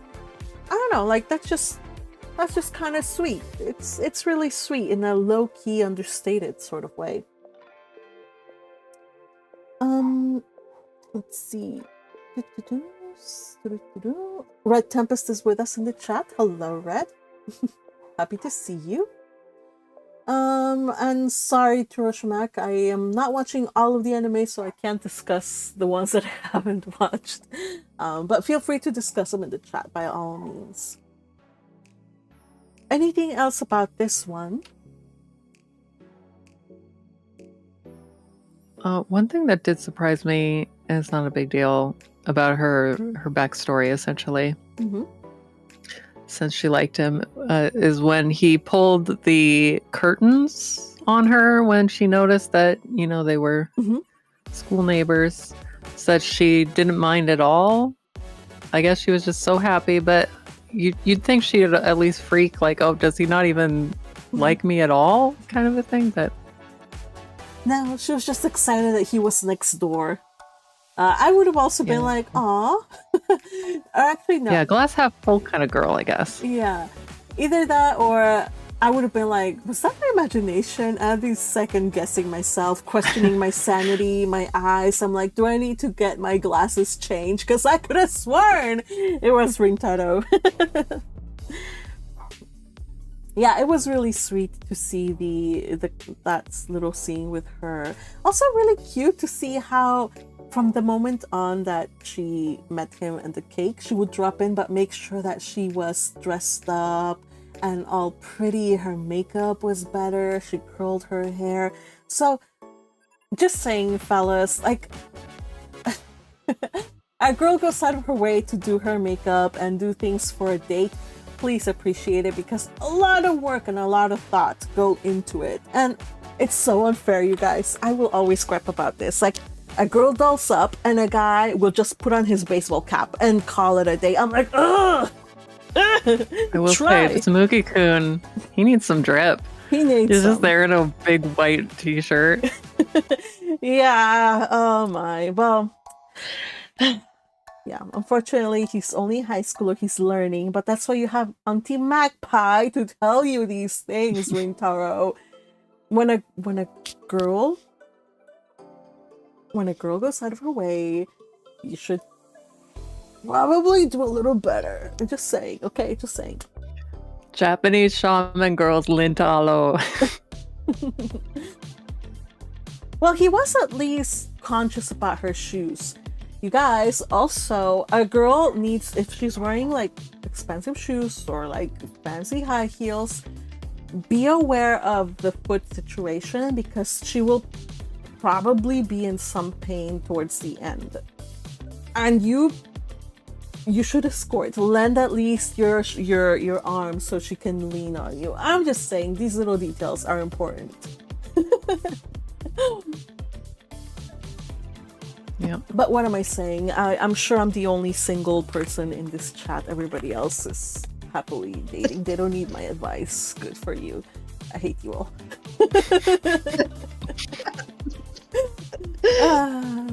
All right, you guys. So, for both of these episodes, we have April Showers, Confession Time. We have Fragrant Flower, Confession Time. End of the season, and then everything just roses and everything's great. But I did notice there was a shocking lack of kisses, you guys. Shocking lack of kisses. And you know why that is, you guys? Because we save kissing only for marriage, or if you are Anne and Gilbert, for a betrothal. So that's what we're gonna talk about. Our, I believe, final. Yes, it is our final episode or series today. Before we do so, though, any last words about Kaoru, Hana? I liked at the end when they were like making plans with each other. Yeah, it's sweet. It tells us that this series does continue, and I know at least you have started reading the manga, so I think that's yeah, we recommend it. It's a very, very good story, and that's all I can say. Yes, it's a good story, and Cloverworks did a really good job. Yo, Cloverworks did three seasons this, or 3 series this season, right? They did. Yeah, this, My Dress Up Darling. I think it was. They definitely did a third, but the Bunny Girl Senpai or whatever. Oh It's yes, not Rascal Doesn't yeah, Dream. there we Yes. go. Sorry, something with a bunny. Oh, look, Trush Mac tells us. Okay, so let us also remember, men are starving for affection, just a little kindness goes a long way. Most guys go months without a hug. Oh my gosh, this is true. Okay, we are in a society where the most we will get is a touch from family members if we're lucky. So I get it, I understand. Be kind to each other. You know what happens though, Turushmak? From female point of view, and you guys can roast me all you want, fellas out there, but I've been sometimes like a hug or whatever, and it's misrepresented by people. Not necessarily by the person that I hug or whatever, but by other people. They're already like making a big deal out of something, and it's kind of uncomfortable, especially if it's somebody that you go to school with, you work with. So it's a society issue. That's the unfortunate truth. But kindness can be expressed in many different ways, and it doesn't have to be just a hug. It could be courtesy, it could be like, there's several other ways you can be kind to each other. So let us be kind and gentle to each other. The one thing I liked about Kaoru Hana, you guys, is that Yukihime says that people she knows, like teenagers she knows, like they're like that. The world is not like that. I'm sorry, Yukihime. The world is not like Kaoru Hana world. The world is grotesque and it can be a little unkind. You don't get clear communication and courtesy like these kids. But it's a beautiful way of showing like this is what the world could be if we are honest with each other, open with each other, and just put down all our prejudices. We can be friends and cross these barriers, and God knows we need that in this current situation, day and age. Let's be a little kinder and be open to other people that are different than us. Yeah, that's Here. Yeah. I think I'll just end the stream with that. I'll end the stream with that. Who cares about Anne? Let us go now. It would be a riot, but yeah. I was so busy with stuff. I wasn't able to input any. All right, so I missed the Anne Shirley part. Now we're going to Anne Shirley. We're talking about kissing. I missed the Anne Shirley part. No. No, Settle you haven't down. yet. Gosh. Not yet. Gosh. Nope. Magpie, What's you up? should never have said that. You What? caused your own demise by that one. What? Which what? Hello. Which demise? You had a riot on your hands. That is completely your fault. Hello. Akihana, we can hear you, but you don't hear us. All right. It seemed it disconnected. Yeah, connect, please. All right. Wait. Let's go to Anne Shirley now. All right. So, Anne Shirley, we are. Hear me now? Yes. Hello. We can Okay, hear I you. can hear you. I can hear you now. Oh my I gosh! can At hear last. At last. All right, you guys. Sorry, Guess what? You guys noticed I missed that? the answering part. Oh. Hey, now I was we're. so, I'm so busy. Hold on. Fast. Settle yet. down. Settle down. It's okay. Relax. We haven't even started yet. I do want to point out that Discord now has this feature where anytime like a call starts in one of the voice channels, it tells you how long the call is. And I don't know if I like this feature or not, but I can't turn it off. I'm sorry, you guys. Anyway, we are now I can't even see that one- feature. 1 hour and 43 minutes since I Wow. joined General. Oh, you guys can't see it? No. See, it's on the sidebar next to the channel. Yeah. Um, It's just I'm General. on my iPad, so I can't see that Oh, that's stuff. right. Oh, if you're in desktop. Okay. I'm on my phone. All right. So let's just get Anne Shirley down. So in the previous episode, it ends kind of like with a cliffhanger. Roy proposed and she says no, and we're left to wait to see what and why. Luckily, I had already read the book, along with a few others in this chat. So we knew exactly what was going to happen. But so Anne turns down Roy. Roy claims that he's heartbroken and he'll never love another woman, and he goes and walks into the ocean. Forgets his hat. He forgot his hat on the table. You guys, imagine like walking to the ocean and then be like, "Oh, let me go get my hat. Okay, I'm gonna go back into the ocean now." Then again, Roy is rich as Midas, so he probably has 1,000 hats at home because he's super rich. He can afford to lose that one hat.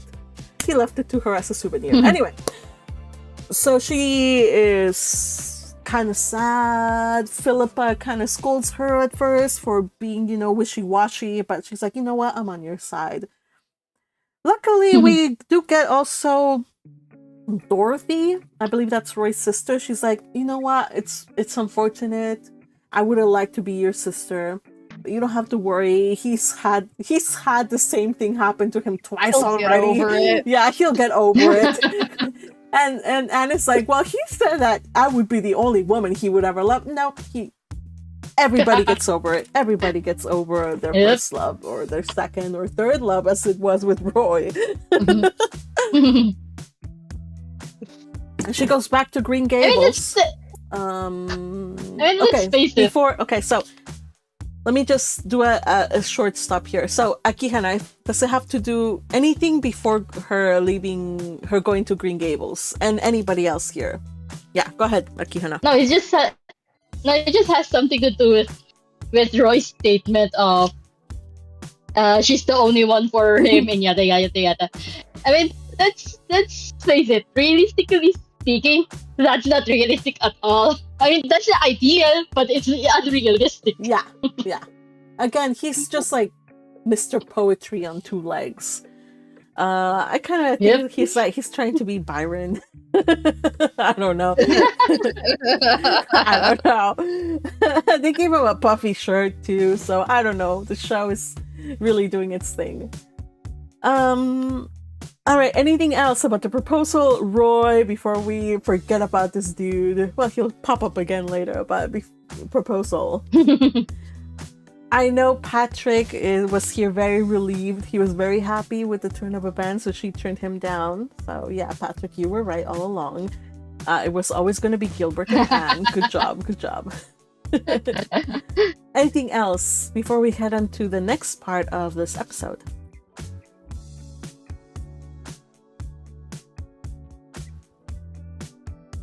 Okay, so she goes back to Green Gables. There's a lot of things that have changed. Kids grow up, people are married off. In particular, there is the tree, the snow queen that used to be in front of her bedroom. It got knocked down during a storm, so it's no longer there. That's a pretty big sad for her because it has sentimental value too. But Wait. it is what it is. Yeah, what's up? Wait, did it knock down or was it chopped down due to rot? The storm. The storm blew it down, and I guess trees can semi-fall or fall altogether, and there was only a stump left. Oh, okay. Yeah. Not only that, but Diana has had a baby. I'll skip over the baby part. I'm not a fan of babies. And then Jane Andrews is to marry a millionaire, for which Rachel is very salty. Like Mrs. Rachel Lynn, she's like putting down. She's just jealous. And Marla tells Anne, it's like, oh, it's just because she's kind of sad that you and Gilbert, or you didn't get to marry anybody, or like even Roy, and now Jane has this to lord over you. So she's just on your court. Don't take it bad. And it's kind of like cute. But I'm like, Rachel Lynn, come on, you're supposed to be a Christian. Oh, Rachel Lynn. You're supposed to be mature. I guess that's too much to ask, but I mean, this was the lady that told Anne to her face that she was a scrawny, ugly girl. With red hair. With red hair. Yeah, don't forget the red hair. So those are the news that are going on. We also see a scene of her going to Phil's wedding as one of the bridesmaids. And we see the wedding. What did you guys think of Phil's wedding to Jonah?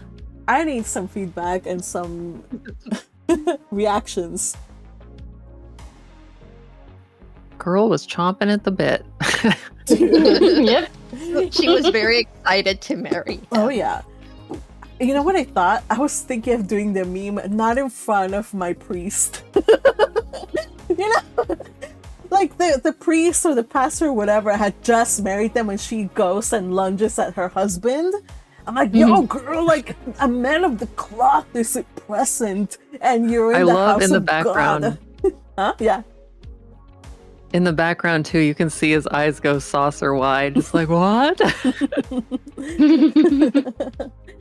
Oh yes, Phil is. I like how you put it in a very delicate way, Teal. She is very excited to get married, and I just wish Jonah all of the luck for married life. I think he's gonna be devoured. No.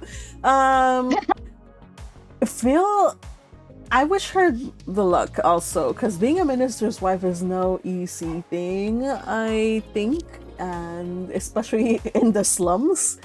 Like, girl. But where there is love, it does conquer a lot of things. It does. So I'm happy for her, and of all her friends, I think she really was somebody that Anne needed, because we did have a Diana, but Diana was removed from mentally, emotionally, in a way. Like, she had other pursuits, so they kind of drifted in a way that she couldn't understand Anne in some ways that Phil did. Mm-hmm. Like, they still loved each other dearly, but because Anne had gone to school, had ambitions different from Diana's, like, Philippa was needed to be that friend that could connect with her and set her on the right path and give her a good scolding too, if necessary. Yes, go ahead. Yep. In a way, I see it as Diana being the childhood best friend / maybe lifetime best friend. But then there's also the Philippa, who is the college best friend. You know how in real life people has their kindergarten best friend, elementary best friend, high school and college best friends. Like, you gain a different best friend in certain parts of your lives. You do? You guys have friends? No, sorry, go on. It's a joke. Oh, are you playing with those? I'm kidding. Go on. Yes. As you grow, there's people that you bond with because of common interests. Whereas like when you're a kid, you just bond and become friends because you were kind of stuck with each other and you just kind of like grew into each other's groove. Excellent point right there. And I think Philippa is one of those second friends that you know you bond in a different way than you would with a childhood friend. Crusher says, I'm back from the gym. Good for you. I should follow suit. I want to get more I want to get more fit. Yes. Red Tempest says, wow, Magpie isn't a fan of babies. I'm a fan of babies. I just like them at a distance, and I don't like it when babies are the center of conversation, you guys. I resent it because I have been to so many parties and like everybody suddenly like says like, oh, she had a baby, and suddenly that's all they talk about, like about their baby and the children. I'm like, I don't care about the baby. I don't think they're cute. And I have to like, babies hijack the conversation whether they're there or not. That is why I resent babies. That's all. That's basically it. I think they're cute, but they hijack people's lives and conversations, and that's all I have to say. Honestly, I can understand. I can understand that because, I mean, I myself have experienced that with family reunions, and then someone suddenly starts talking about their baby, and then I would suddenly start talking about my niece because I'm taking care of my niece. I don't have a baby, but I was taking care of my niece. So I would go like, my niece already did this and this, and then that and that. Yeah, it doesn't really take up the conversation. Yeah, Noemi does agree here. Moms love to talk about their kids. I know, but don't let that be your entire personality, please. And I know it's a lot to say, and I'm being actually really, really unfair, because moms nowadays, it's hard. It's hard being a mom. So I take back the venom of my comment. It's not about the parents. It's not the parents' fault. It really isn't. It's just me. It's just me. All right. Yeah. If you want me to hate babies, Teal, or wait, who is it? Red Tempest. Red Tempest. If you want me to hate babies, then fine. It's just the babies. I hate babies. Jeez. Do you want me to be the bad guy? I'll be the bad guy. Fine. I'll take it because I don't want to be mean to moms. It's hard to be a mom. I have several girlfriends that are moms, and it's really hard to find community outside of just being a mom. Or sometimes, you know, it's rough. It's rough. So, yeah. Anyway. That was actually a really sweet part in the book. Reading over that part. Oh, tell me. When Diana... Yeah, because Diane's talking about, oh, if it had been a girl, I would have named her Anne, but I won't trade my little boy for anything. And then her mother told the story of the one memory she had of her mother. So, yeah.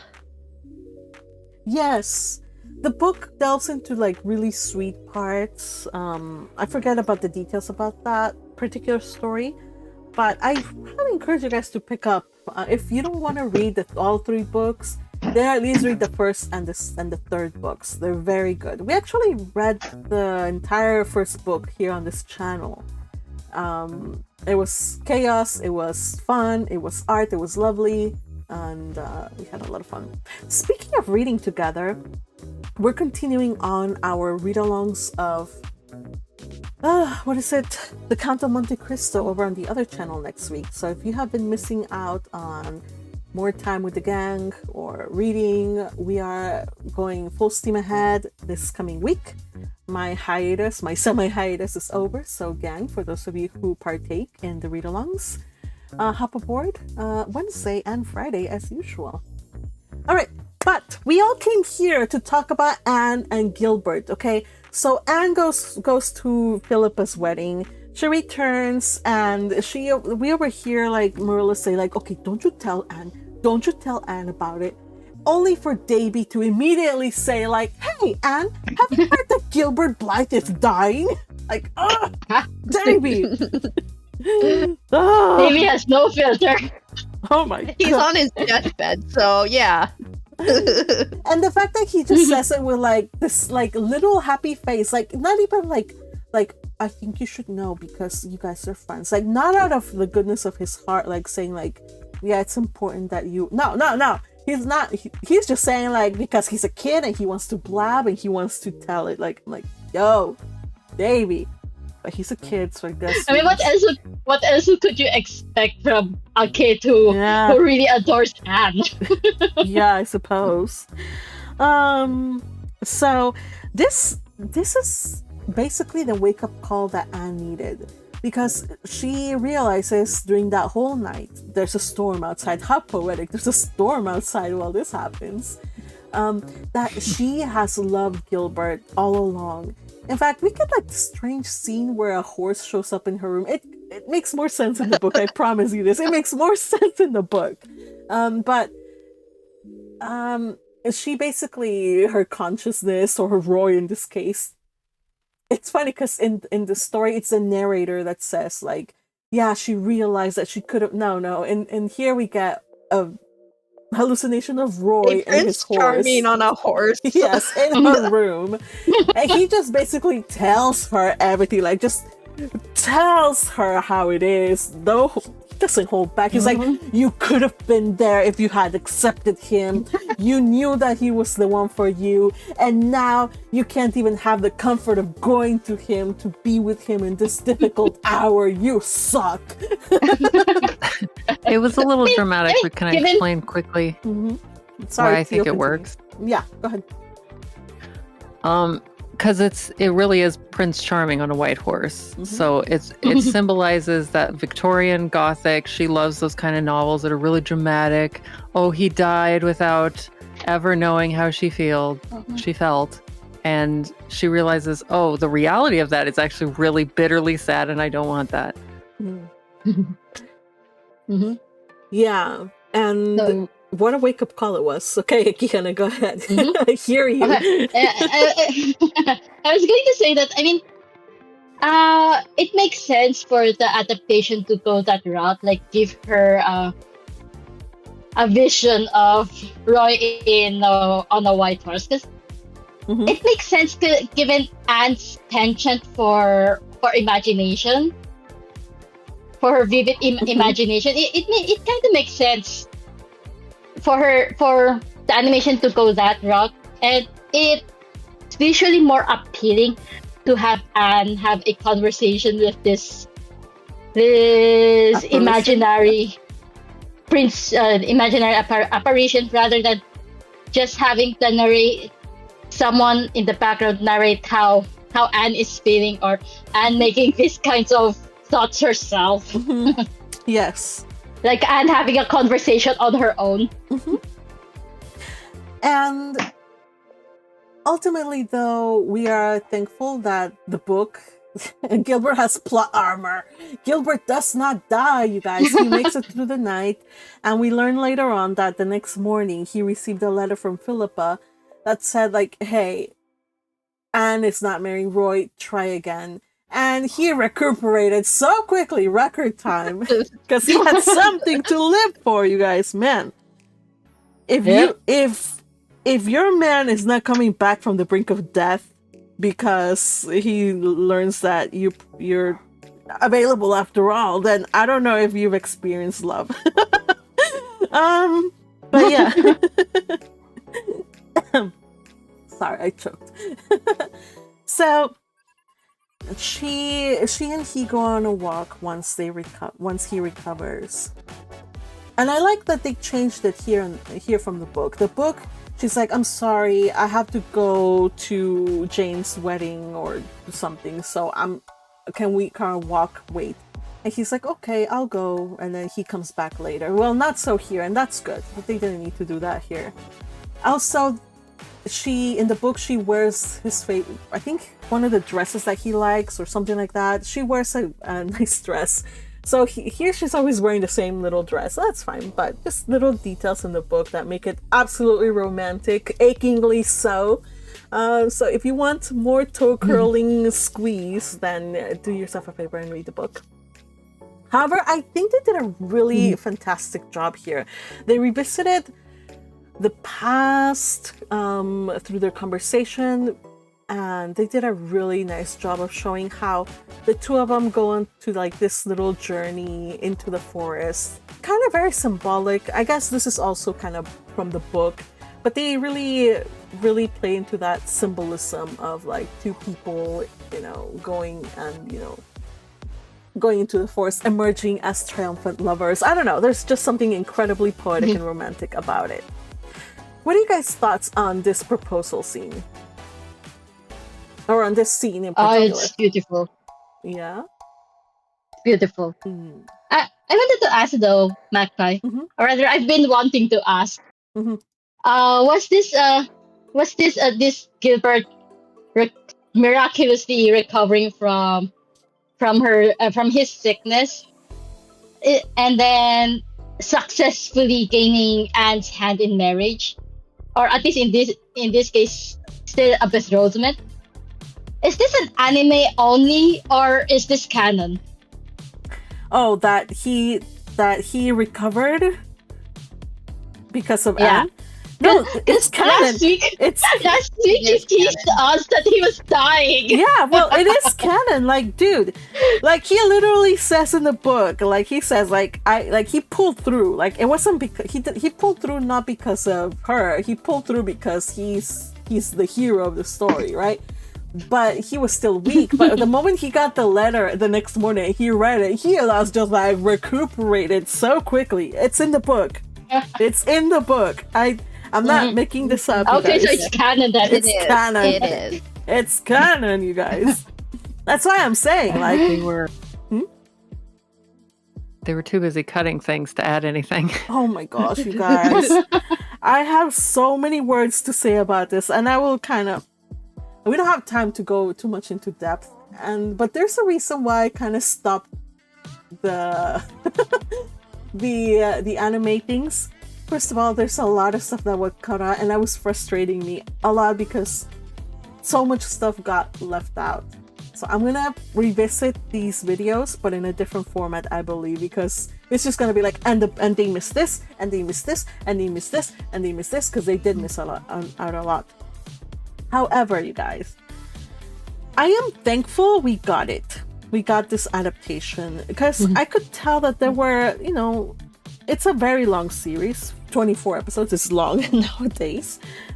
But they showed it plenty of love, even though as a shoujo or like a romance, they usually don't get like big budgets. And yet they did the best that they could. And I hope that it inspired some of you guys to pick up the book and to enjoy it. It's fantastic. I really like the story. I grew up on it, so you guys should know. I highly recommend it. So they did. What I do like about this one is that they actually left almost word for word some of the dialogue. Yeah, like word for word the dialogue, and they did a really good job of incorporating like key lines here, especially the proposal. Like it was super cute. I was like, are they gonna do the same? Yes. So while they're looking at the tree, Gilbert's like, I have a dream of like, I was like, ooh, I have a dream speech now. Yeah, well, he does have a dream speech. But in his dream, he tells her that it's basically from the book that in it that she is there, like she's part of his life, and it's so romantic and sweet. And he also says like, like there won't be like any riches, because remember, she's just fresh off going to see Jane's millionaire wedding. So he's like, yeah, well, I'm sorry, I can't give you any riches or anything like that. And she's like, you know what? That's fine, because I don't want any riches. I just want you. And what a beautiful way to go full circle, because she's always been like saying like, you're not what I want like a romantic ideal, I want something else, only for her to end and say like, all of that stuff, I have learned my lesson. All of that stuff, I don't care about it. All I care about is that you are in it. And I'm like, yes, Anne has finally learned. I don't know. It's funny though. It's funny though how so many characters usually fall in love at first sight, but in Gilbert's case, he didn't fall in love at first sight. He fell in love at first bump. Yes, and that's canon. He does tell her like I've loved you since the moment you hit me. The head and broke his plate. Yeah. Oh my. Oh my goodness. Oh, that's hilarious. No one has ever treated me this way before. I like it. Oh my. Well, I love that trope. Well, maybe I don't love it too much, but I've seen it and I don't hate it in this case. Yeah, if you want to get yourself a Gilbert Blythe, remember what you got. No. Beat up your childhood friends. Oh, jeez. Now it sounds like I'm encouraging violence, but I'm not. I'm not. It's a joke, peoples. It's a joke. All right, lovelies. The proposal was really sweet. We got these petals. Again, petals, they harken back to the beginning of the series where she's going through the petals and the flowers. And they kiss, or rather he kisses her. And while at first I was like, he's just like going, yep, he just dove right in. He dove right in for that kiss. And guess what? She did not hate it this time around. Yeah, it was a little like, yo, Gilbert, you just gonna plant it? Yep, he's gonna plant it on her. But luckily for him, she was not against it, and she kissed him back. Unlike that horrible kiss with poor Roy, this one was much It was better. never in the book. That's true. It was never in the book. You know Wait, what? the Roy kiss was never in the book? It's not. It's Roy's kiss is The Roy kiss is never never- in the book. not. No, it's never. Oh. Okay, you guys. So Ellen Montgomery probably had a fixation with first kisses. I think so because in another book called Emily, Emily is supposed to like be together with this guy, right? Teddy, right? But stuff happens, and so she instead ends up getting engaged with this other guy who's much older, whatever. And he's super in love with Emily, but she doesn't love him that way. And then he tries to go in for the kill. And Ellen Montgomery goes specifically to say, like, oh, like, going to kiss her, but that first kiss was not... I'm like, yo, it's just a kiss. Honestly, you guys, first kisses and the romanticism of it is vastly overrated. Maybe for her day and age, probably it was a big deal, but not in this one.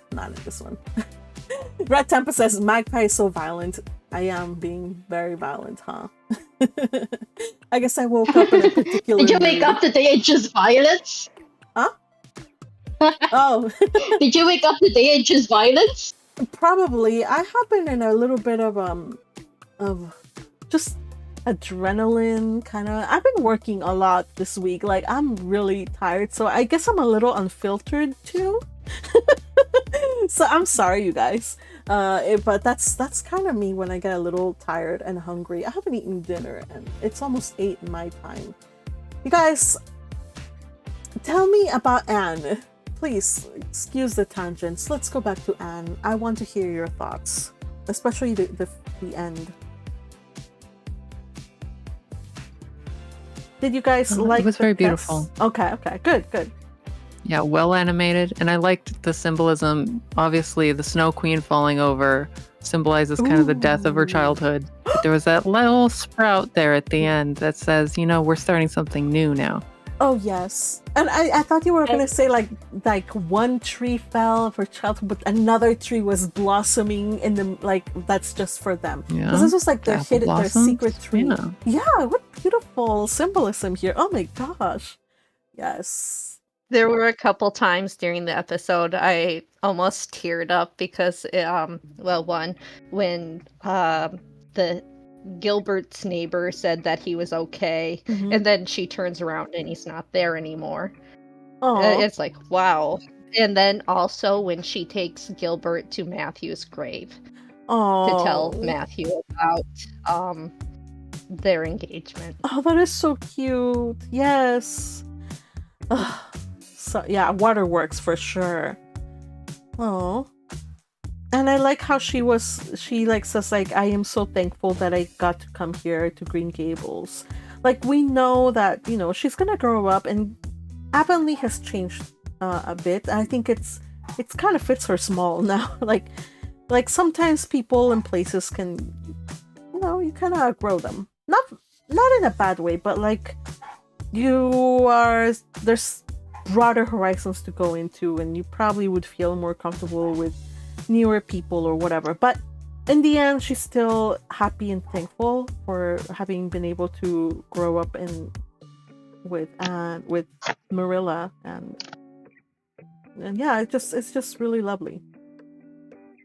Especially how we know that her story started as somebody who was unloved, who was just being passed around from relative to relative, only for her to end in like this triumph of love. I think it's a triumph of love, not just romantic love, which was really beautiful, but also at the end, she and Gilbert run home to Green Gables, and there's her family and her friends are there waiting for her, and that's the real triumph of love. It's not just your biological family, but those people that care for you, that you kind of pick up, or they pick you up along the way, and that's a powerful message too.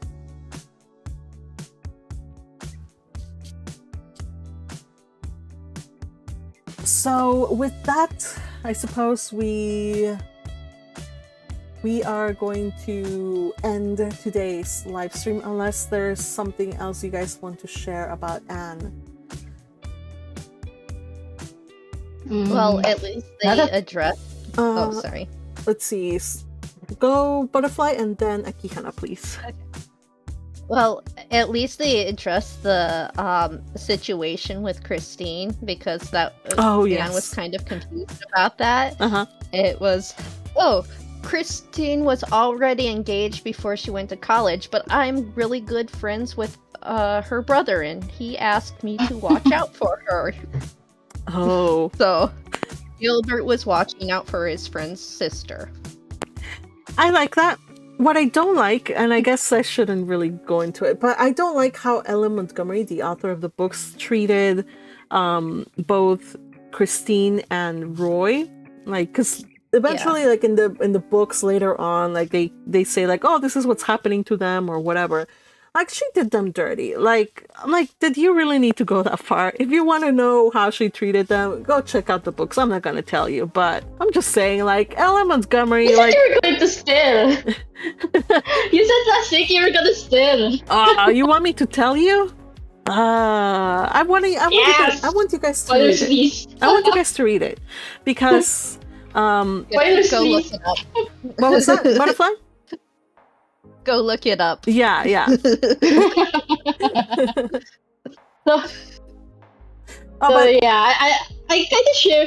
kind of share the sentiments regarding Christine, because last week everyone was going ballistic, especially Yukihime, about how Christine was treated as a victim, and it turns out she wasn't a victim after all. It was simply the reader / the audience's misconception.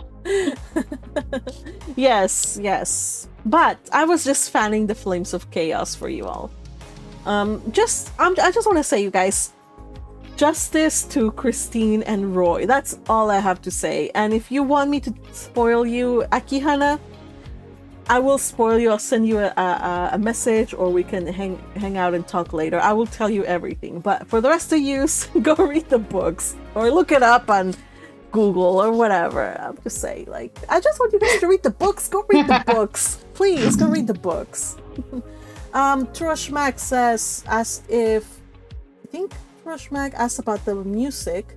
No, so I'm not playing any, like, I don't know.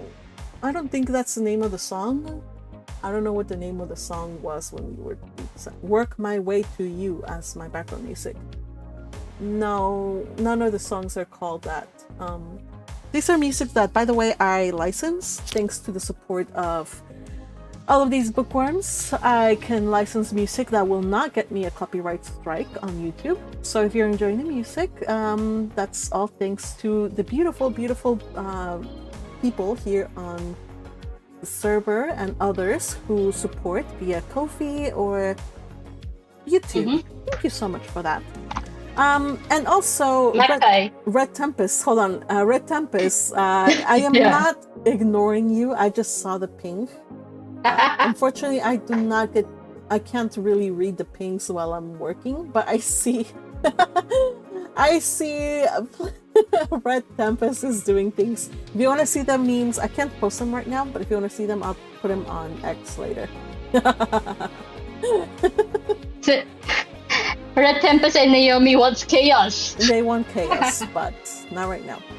Okay. Actually, Red Tempest says Magpie says she wants chaos. Hooray! No. All right.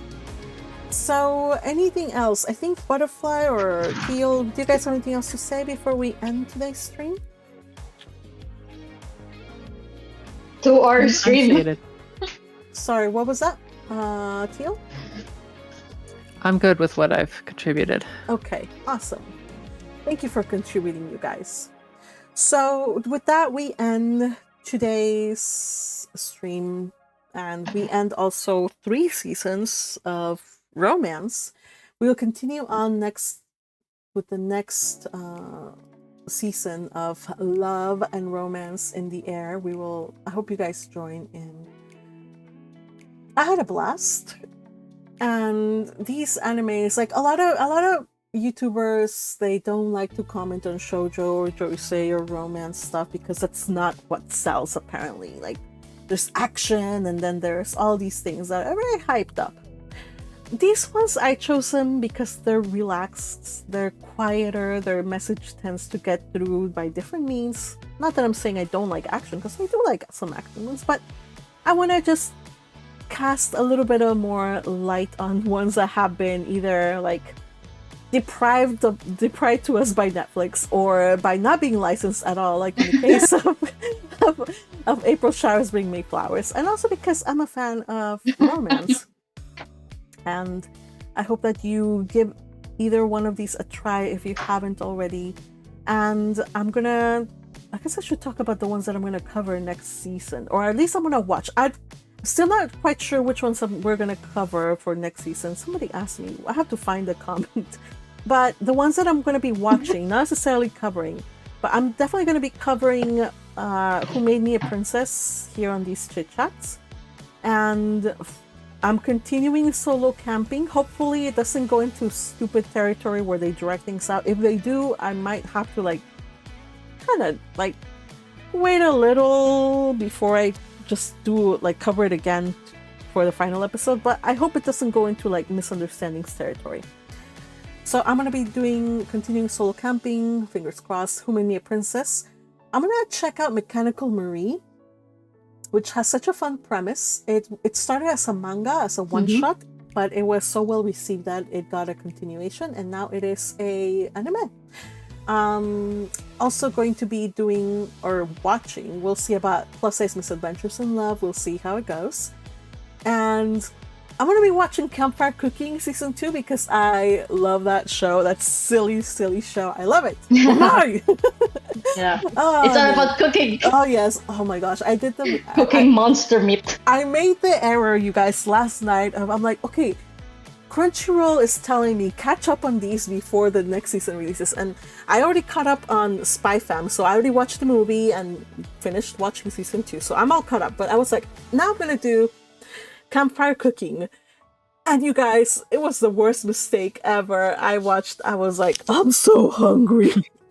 And I am a vegetarian, you guys. I don't eat meat. And yeah, I was salivating for orc meat or whatever it was. General orc and snake meat. Yeah, it's Rockbird meat. Yeah, it's that kind of show. So I'm going to be watching that. Not sure if I'm going to be covering. We'll see. Probably I'll cover these because I think these are the ones that I'm going to be watching. And I don't plan on watching anything other than that. So Spy Fam, Campfire Cooking, Plus Size Misadventures, Mechanical Marie, Who Made Me a Princess. Have you tried Kokurio Yadomeshi? It's also about cooking. Oh, which one's what is the English translation? Is that about the one that Feed Me Monsters? Is that the one that Tio was talking about? No. It's it's different. Kakurio Yadameshi is basically about a girl who can see yokai, and then Is it bed and suddenly breakfast for one day spirits? suddenly she gets abducted Okay. by an Really good. Really good. Bed and breakfast of so spirits. she gets Ah. yeah Yes. it's bed and breakfast I think that's a in season 2, right? yokai world. I think Yeah, that's it's a season 2. I would have to watch season 1, and I'm kind of feeling really lazy. Alright, but I can catch up 3 episodes, but like a whole, I don't know. We'll see. I'll keep it in mind. I'll keep it in mind, especially if it's a cooking thing. I want to salivate and torture myself. Yes. Now, Crusher, darling, thank you so much for the super chat. Says, more anime I recommend is Toriko. Imagine Dragon Ball Z mixed with Food Wars. Now, I've never watched Dragon Ball Z, but I know it's a fun action one. But I do enjoy cooking shows, so I might check it out. Usually, I'm more into like chillaxing kind of animes, but I might make an exception for this one. Oh yes. Food Wars. Kakurio Yadameshi is definitely more on the chillax side. Nice. Yeah. Okay. I still have to watch the first season though. It's also got some romance in it as well. Okay. Oh, romance. I see. Yeah, it has a hint of romance in it as well. Well, okay. That might be fun.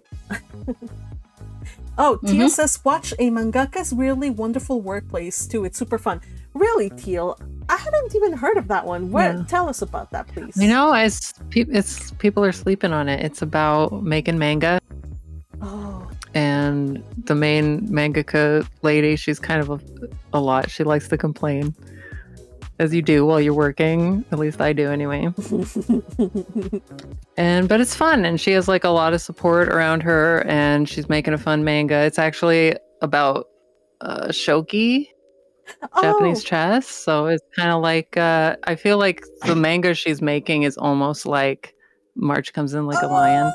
I wonder if it's a Umi no Chika stand, like if she's supposed to stand in for her, the mangaka behind March Comes In Like a Lion. I don't know. Oh, that would be so much fun. Well, it's Kuzushiro makes the Ega show manga, so. But it could still be a loving homage to a senpai. Speaking of which, you guys, unrelated to all of this, but I just heard if you are a fan of March Comes In Like a Lion, I heard the news that the next volume 19, I believe. Gosh, only 19 volumes for such a long manga. It's going to be the final one, so we're getting to the end of it. So if you're following the manga, it's both heartbreaking and beautiful news. Because so far the manga is beautiful, and yeah. Anyway, but yeah, thank you for that. Red Tempest says March Comes In Like the Lion was the anime.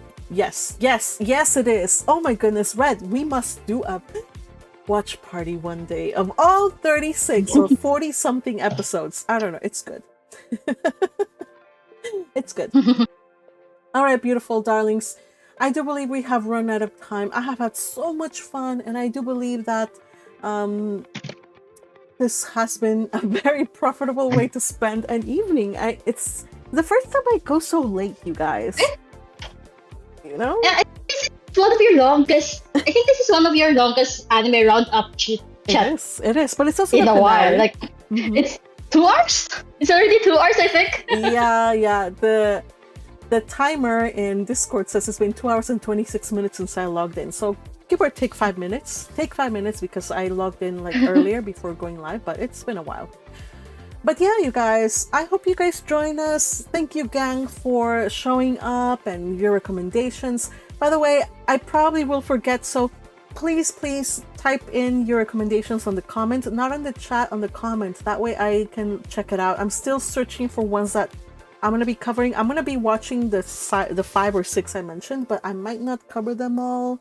It depends. We'll see. But yeah, again, thank you to my beautiful and trusty bevy of beautiful women. Now, today was only girls, right? And Crusher, who dropped in for a little Crusher bit. was here Yeah. earlier. Yeah. But okay. Except for Crusher who appeared, but yeah. Crusher, your hair. No, no. God damn, I know. I tell you, I'm tired and my filter's gone down, so I better go before I start speaking Spanish or speaking in very heavy English with accent.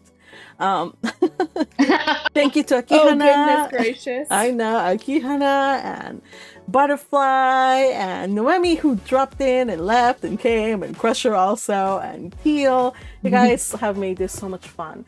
And shout out to those who popped in who weren't able to join but are still regulars. Patrick, we missed you. Hopefully you can join us next time, buddy. And to all of you who support this channel, via super chats and likes and comments and whatnot, thank you so much. Thank you. Wait, did the harem summon me? No. That's the mage my head. You know, you can only have a harem if you're the only one, and there's at least 5 women. Otherwise, you can never be summoned. All right. My gosh. Yeah. So, if you don't like that, then let me know, and I will never say that. If you find that offensive, I'm just being stupid right now. I'm sorry, you guys.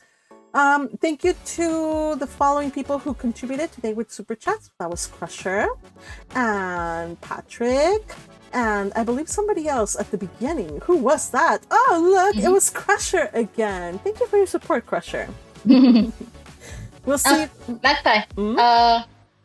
Red was just suggesting in the chat that if you could pin a comment about your 5 anime that want to watch or might cover, so that other people won't have to suggest doubles. Okay. I'll put a comment in.